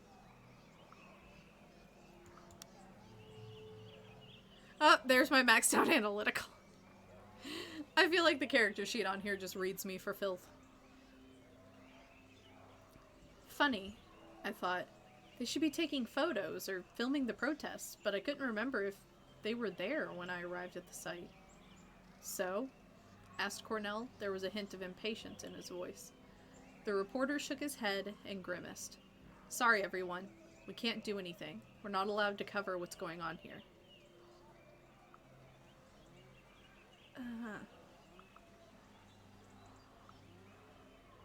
What do you mean you can't cover it?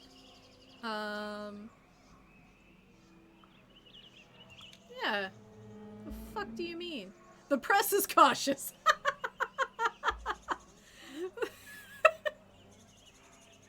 That's the kind of life I want to live. The press is cautious of me. What? I exploded.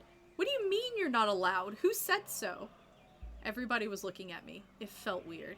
The reporter shrugged.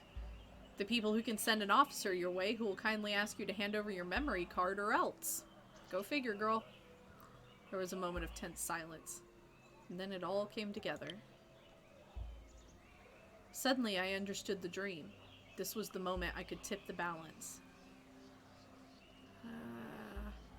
Oh, I can tip the balance.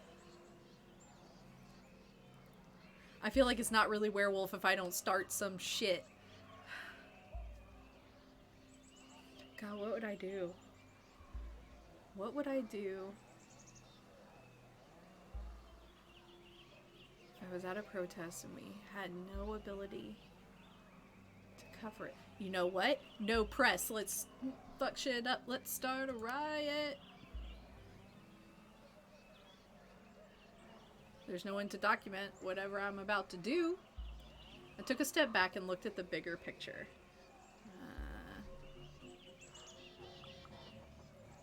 Look at the protesters.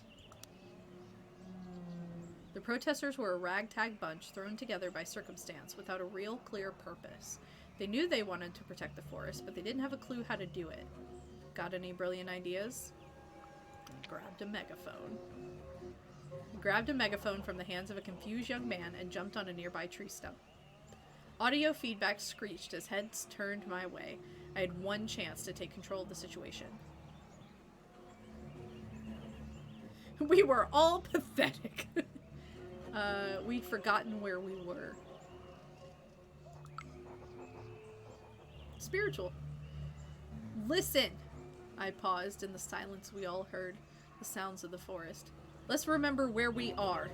The police and the press have their orders, and we have our mission. We're standing in the oldest forest in Europe.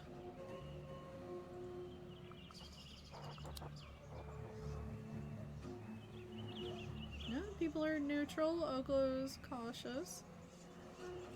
We all understand how this works, I continued, considering my next words carefully. Escalating will only bring more problems. We will all be here for a long time. Let's take a step back. They looked at me. Then the police relaxed and the protesters took a step back. My arguments got to them. We won some time.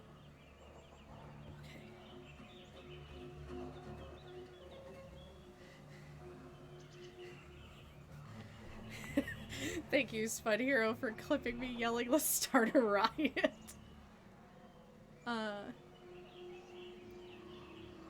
We managed to win more time to prepare the protest. I felt someone putting their hand on my arm. "You'd better go now," said Cornell. "We'll take it from here." Buddy, what? Oh, I don't like that this is called The Ugly Truth. Oh no.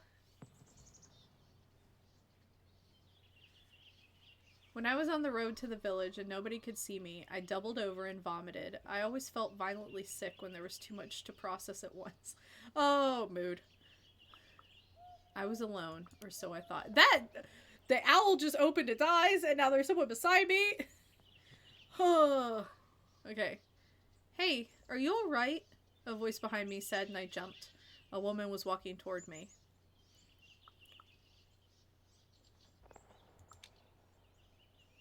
"I'm fine," I said stiffly. She rummaged in her pocket and handed me a handkerchief. "Here.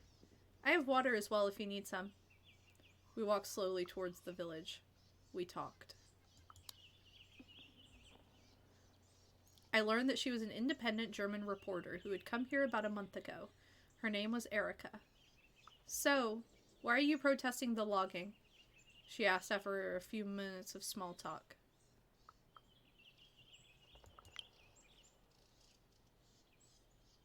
"I think the Puszcha is unique. And when I saw how many trees they've cut in just one afternoon, it broke my heart," I said, still shaken by the sheer number of the fallen trees. "I have to do whatever I can to save the forest." I looked at her. "And why are you asking?" She looked at me with renewed interest. "Do you know why they're cutting down the trees?" she asked back. "Because you do know that logging is done by a government company, the state forests." The fuckers! I mean... Oh, the same situation from Germany. Thank you so much, Peter, for providing these links to, like, the real-world stuff.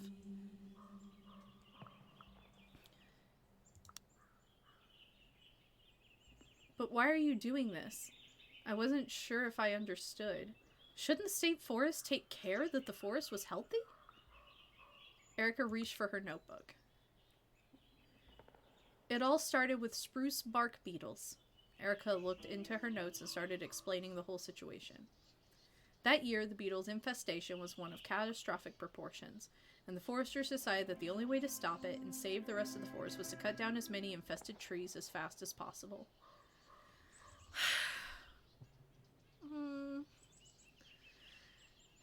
This is complicated.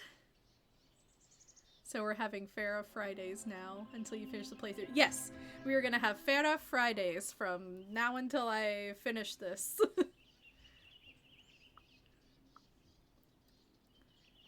Because we can't call it family game night.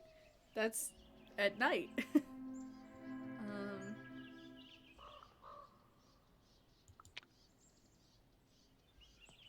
Maybe if they remove the dead trees, the infestation wouldn't spread. I tried to find a new solution. They might do that, but dead trees are what make the forest unique. Erica smiled. There are 20 times more species living on a dead spruce tree than an alive one. Fuck. Was cutting down trees necessary? God, all these owls blinking is freaking me out. Is cutting down trees the only way to stop the infestation? I asked, confused. The foresters state that this is the only way, she said. Some biologists argue that they are cutting wrong trees and doing it too late to change anything. But is the logging legal? I wanted to know. Opinions differ, but such massive logging in a UNESCO-listed area might be illegal. Erica answered. Did they have to intervene at all? Couldn't they have just left Puszcha alone and let nature take its course? I asked. That's one of the options, Erica admitted. But there's a drought, and no one is sure if the forest would survive on its own. It was a complex situation, but that didn't mean that I should step back. And I felt that Erica was deliberately playing the devil's advocate. Uh, this is complicated because let nature handle itself, but also if you can help nature, you should. Oh, this is hard. This is so difficult. Oh. Uh, this is difficult because I do understand that, like, let nature take care of itself and Pusha is a living thing and should be allowed to take care of itself. But at the same time, like, if Pusha is hurting and we can help it, we should help it. Werewolf is an emotionally distressing game for me. That's honestly why, like, why it's so difficult for me to, do that. Sorry, I am checking something off screen. Uh, full disclosure, Mattel is releasing, these, like, special edition horror Monster High dolls, and my wife really wants the Pennywise one. So I'm just waiting for that to go up. Here we go.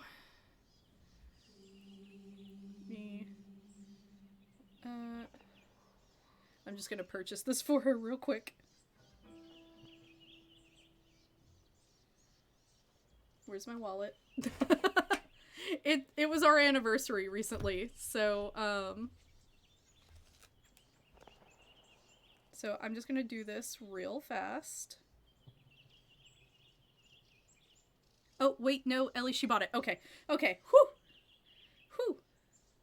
Okay. What about this? My husband's in chat. Does she want the Shining twins? She gonna scam you both. Does she want the Shining twins? I kind of want them for me. I'm gonna get the Shining twins for me.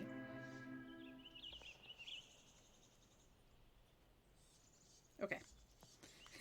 Thank you all for this for sticking with me through this brief interlude of trying to get things for myself before scalpers jump in, because it's such a problem in the collectors community.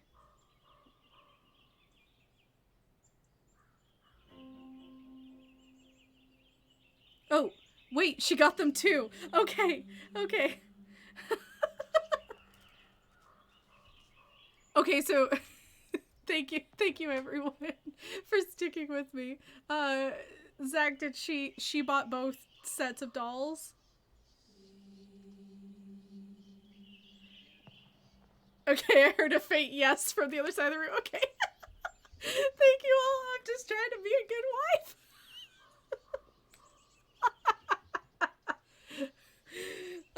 People with my gaming mornings also remember the day that I had to pause stream to try and get some Enchanted Tiki Room merch from Disney. Okay. We're back to this very, very difficult decision. Okay. Thank you all so much. I'm sorry about that.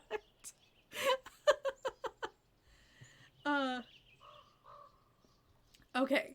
So, need advice or try... I love that I lose willpower trying to understand her point of view, because that's honestly what it feels like debating people on the internet. It feels like when you're dealing with people who are determined to play devil's advocate, you just lose willpower. No, I need advice. Let's see what happens. I'm not sure what to think about it, I admitted. I could really use your advice. I'm just doing my job, Erica shrugged. I describe all aspects of the situation to you, but it's up to you to decide what you want to do. The way she's talking sounds like a fucking spirit guide. Like, are you Pushcha?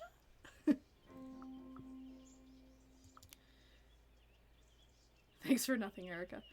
I nodded. That was her job. My job was to do something about the situation. At least I was sure that they were cutting down the trees, and that Pushcha needed my help. Yeah. What happens to the wood?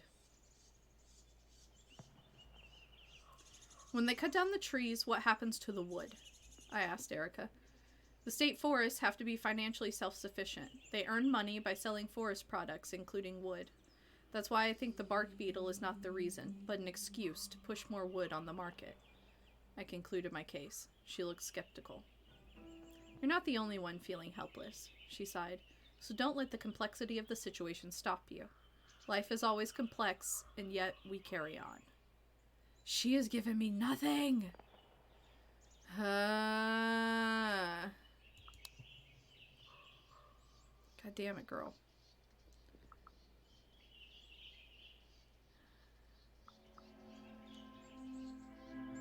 I'm not gonna say anything. I want you to give me an actual, real answer. There was so much to process at once. Everything that happened at the logging site, the heat, the stench of the harvesters, stench of worm taint, the tension between Olga and Cornell that you could cut with a knife. It all made my head spin. What's the matter? She asked. Let's open up. Maybe she'll say something. Something wasn't right with the whole situation. I don't know what it was, and that scared me. I took a deep breath. Then I remembered what Cornell had said. All that mystical stuff. And they said that I have some family debts to pay. I shook my head. It's a lot to take in. And there was that foul smell back there. She looked at me with a weird expression. What smell? How come she didn't smell it? It's hard to know who's right. It's really complex. It is! That's why I like it. This is not a clear black and white issue. It's really not. This is a painful and complex situation, and I don't even know what to choose, because I feel like I want to help the forest, like, for real. This is just a game, but I'm already so, like, emotionally invested in what's happening here and wanting to do what's right. But shit's too complicated to do what's right, and what's right is not always an easy answer. You didn't smell it? The harvesters reeked of something, like meat that's been rotting in acid, only worse. I couldn't even find the words to describe it, but the memory of the foulness still clung to the back of my throat, swimming in my sinuses. She looked at me with a strange expression on her face, as though she wanted to say something and then thought better of it. Oh, the press is sympathetic to me. Maybe I can turn the tide. There was a sympathy in her eyes. You'll learn in your own time if you stay here long enough, she said, clearly wanting to drop the topic. What the fuck does that mean?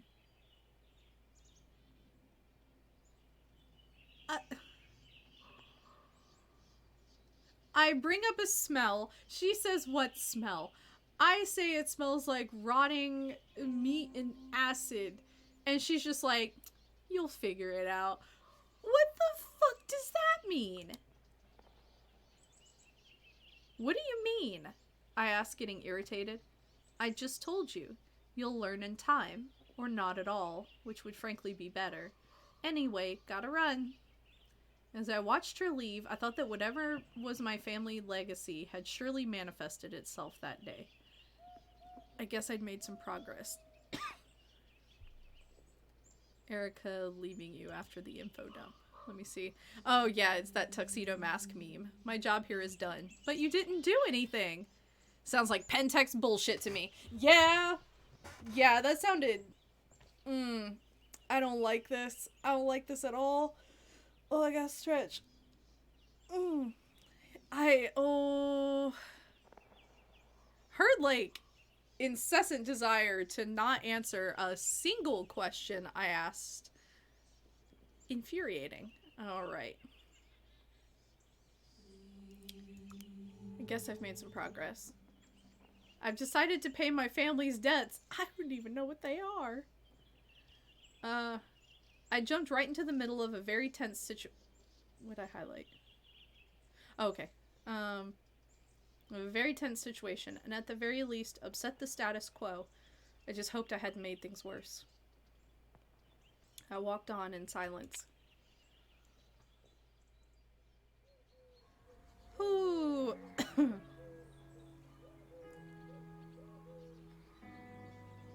Yeah, that conversation was extremely frustrating.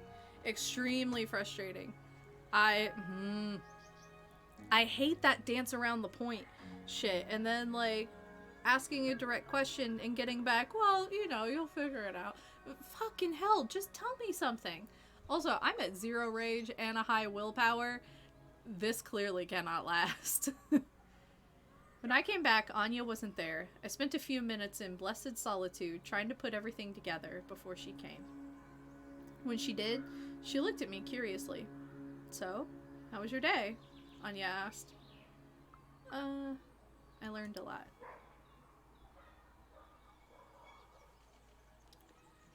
Did you know that the government supported the logging even when it was illegal? I shared my dismay. Anya just nodded solemnly. Yeah, I've read about it. Why didn't you tell me? Well, you have a lot going on, she shrugged.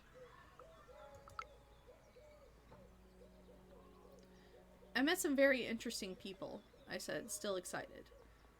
Activists usually are interesting, she nodded indifferently. They sure are passionate. They argue between themselves more than they argue with the loggers. Ooh, that's a critique that I appreciate. We sometimes argue with ourselves about who's doing progress the best instead of actually making the progress.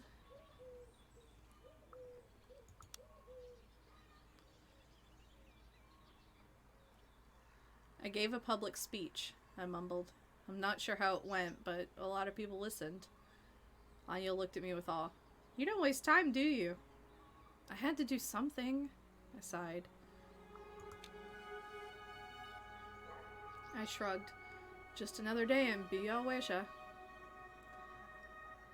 We sat there in silence. Oh, there's about to be a lot of words. We sat there in silence. There are other villages in the forest. Very interesting ones, Anya said from over her travel guide.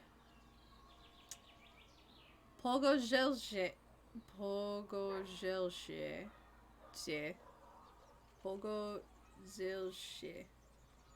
is a village in Białysza forest established in the 17th century to produce charcoal. Ooh! The historical nerd in me loves this, by the way. I love this. Please be easy. Budi is a village in the Białysza forest, known for its open-air folk museum and a copse of ancient oaks. So, I didn't know that there were, like... I guess I didn't understand the forest. Like, in the US, a lot of our forests are very, like... I don't know the right word. They're, like, roped off. There's nothing really inside of them. Like, you're not gonna find a multitude of cities within, like, Yellowstone National Park. So this is neat. Like, the forest is so much more than would think.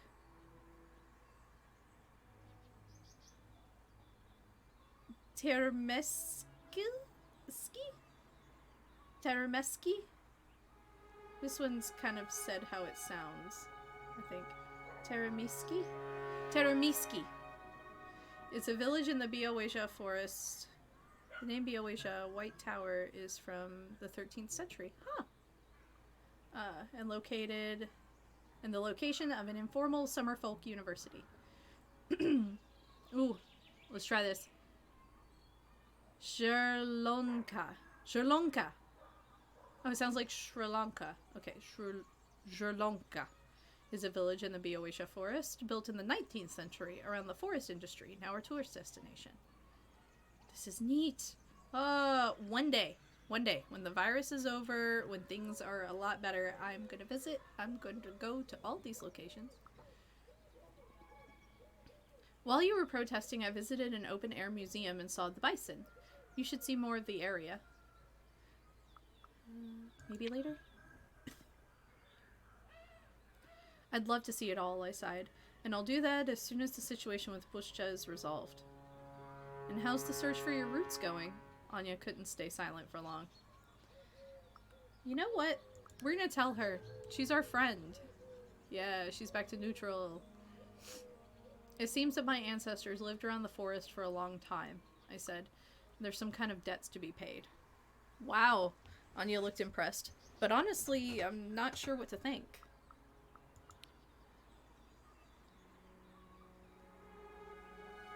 I just sat there, looking through the window. The day's been full on and I was exhausted. I didn't notice when I fell asleep. Oh, we're gonna have another creepy dream? Ah! What the hell is that?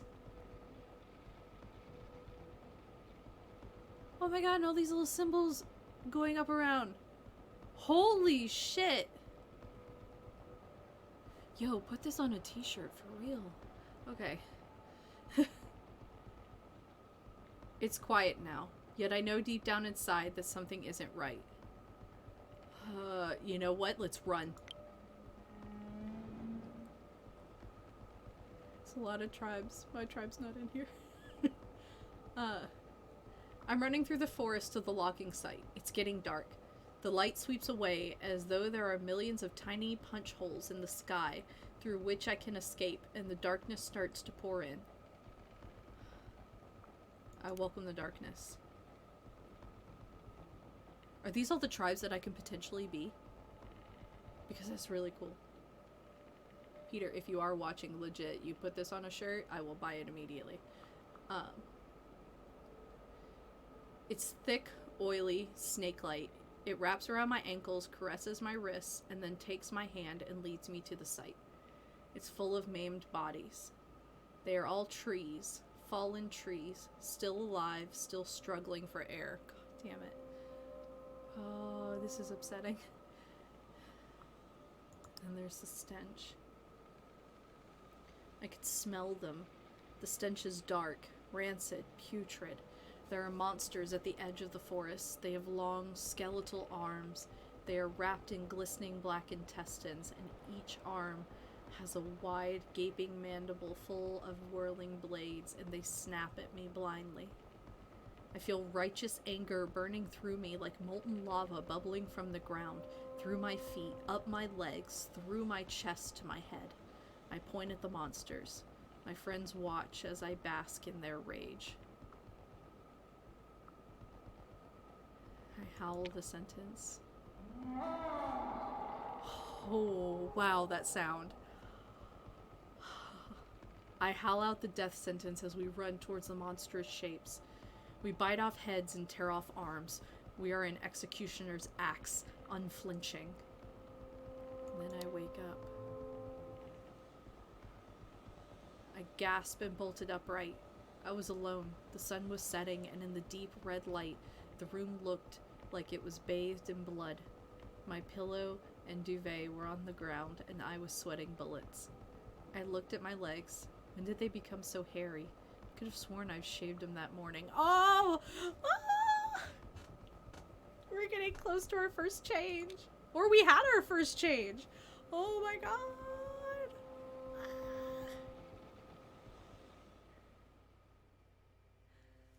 Ah. Okay. Since we're... Oh, there... Yeah, Black Spiral Dancer was in there, and that is heckin' concerning. Heckin' concerning. I'm scared of the Black Spiral Dancers.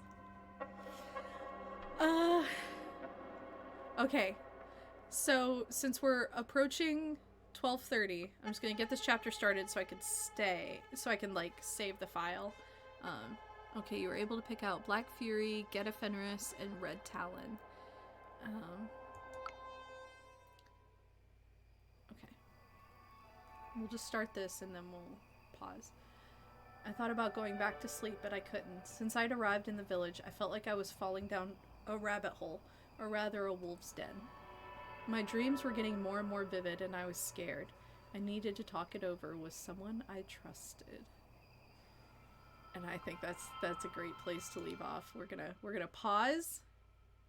We are 40% through? Holy crap. We got really far. Oh my god, I'm so stressed out by this. Oh. This is beautiful. I can't get over this. It's so beautiful. The imagery is amazing. It's so amazing. And you were a heckin' friendly doggo. Oh, Oh no, we got spam in the chat. Time to fix that.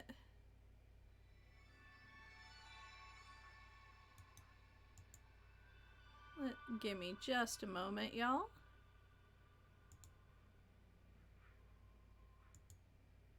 There we go. I guess we should be happy that we're getting popular enough that we have spammers in our chat. We get at least like one big show. But no, this is amazing and beautiful, and thank you to everyone who stuck around to watch. We'll be doing this next Friday. I'm in awe of this story. It's so hard. Like, it's hard to make these choices. It's hard to know what is the right thing to do, and the descriptions, I can't get over these descriptions. Like, the descriptions of these logging machines as monsters, skeletal, black intestines, this stench, like, it is absolutely the worm. And it really paints it in such a wonderful light to have this, like, natural reaction to it being so disgusting, these logging machines. The art is beautiful, the storytelling is phenomenal. The setup of this, I can't wait to do more, but I do have to go eat lunch and get a bunch of errands done today. So thank you guys so much for joining. I absolutely cannot wait to do more of this. Please join us on Tuesday. We are coming in with the finale of ATL by Night Season 3. On Thursday, we will have another ATL by Night vignette with a very special guest. And on Friday, more Heart of the Forest. So, we will see you guys then. Bye!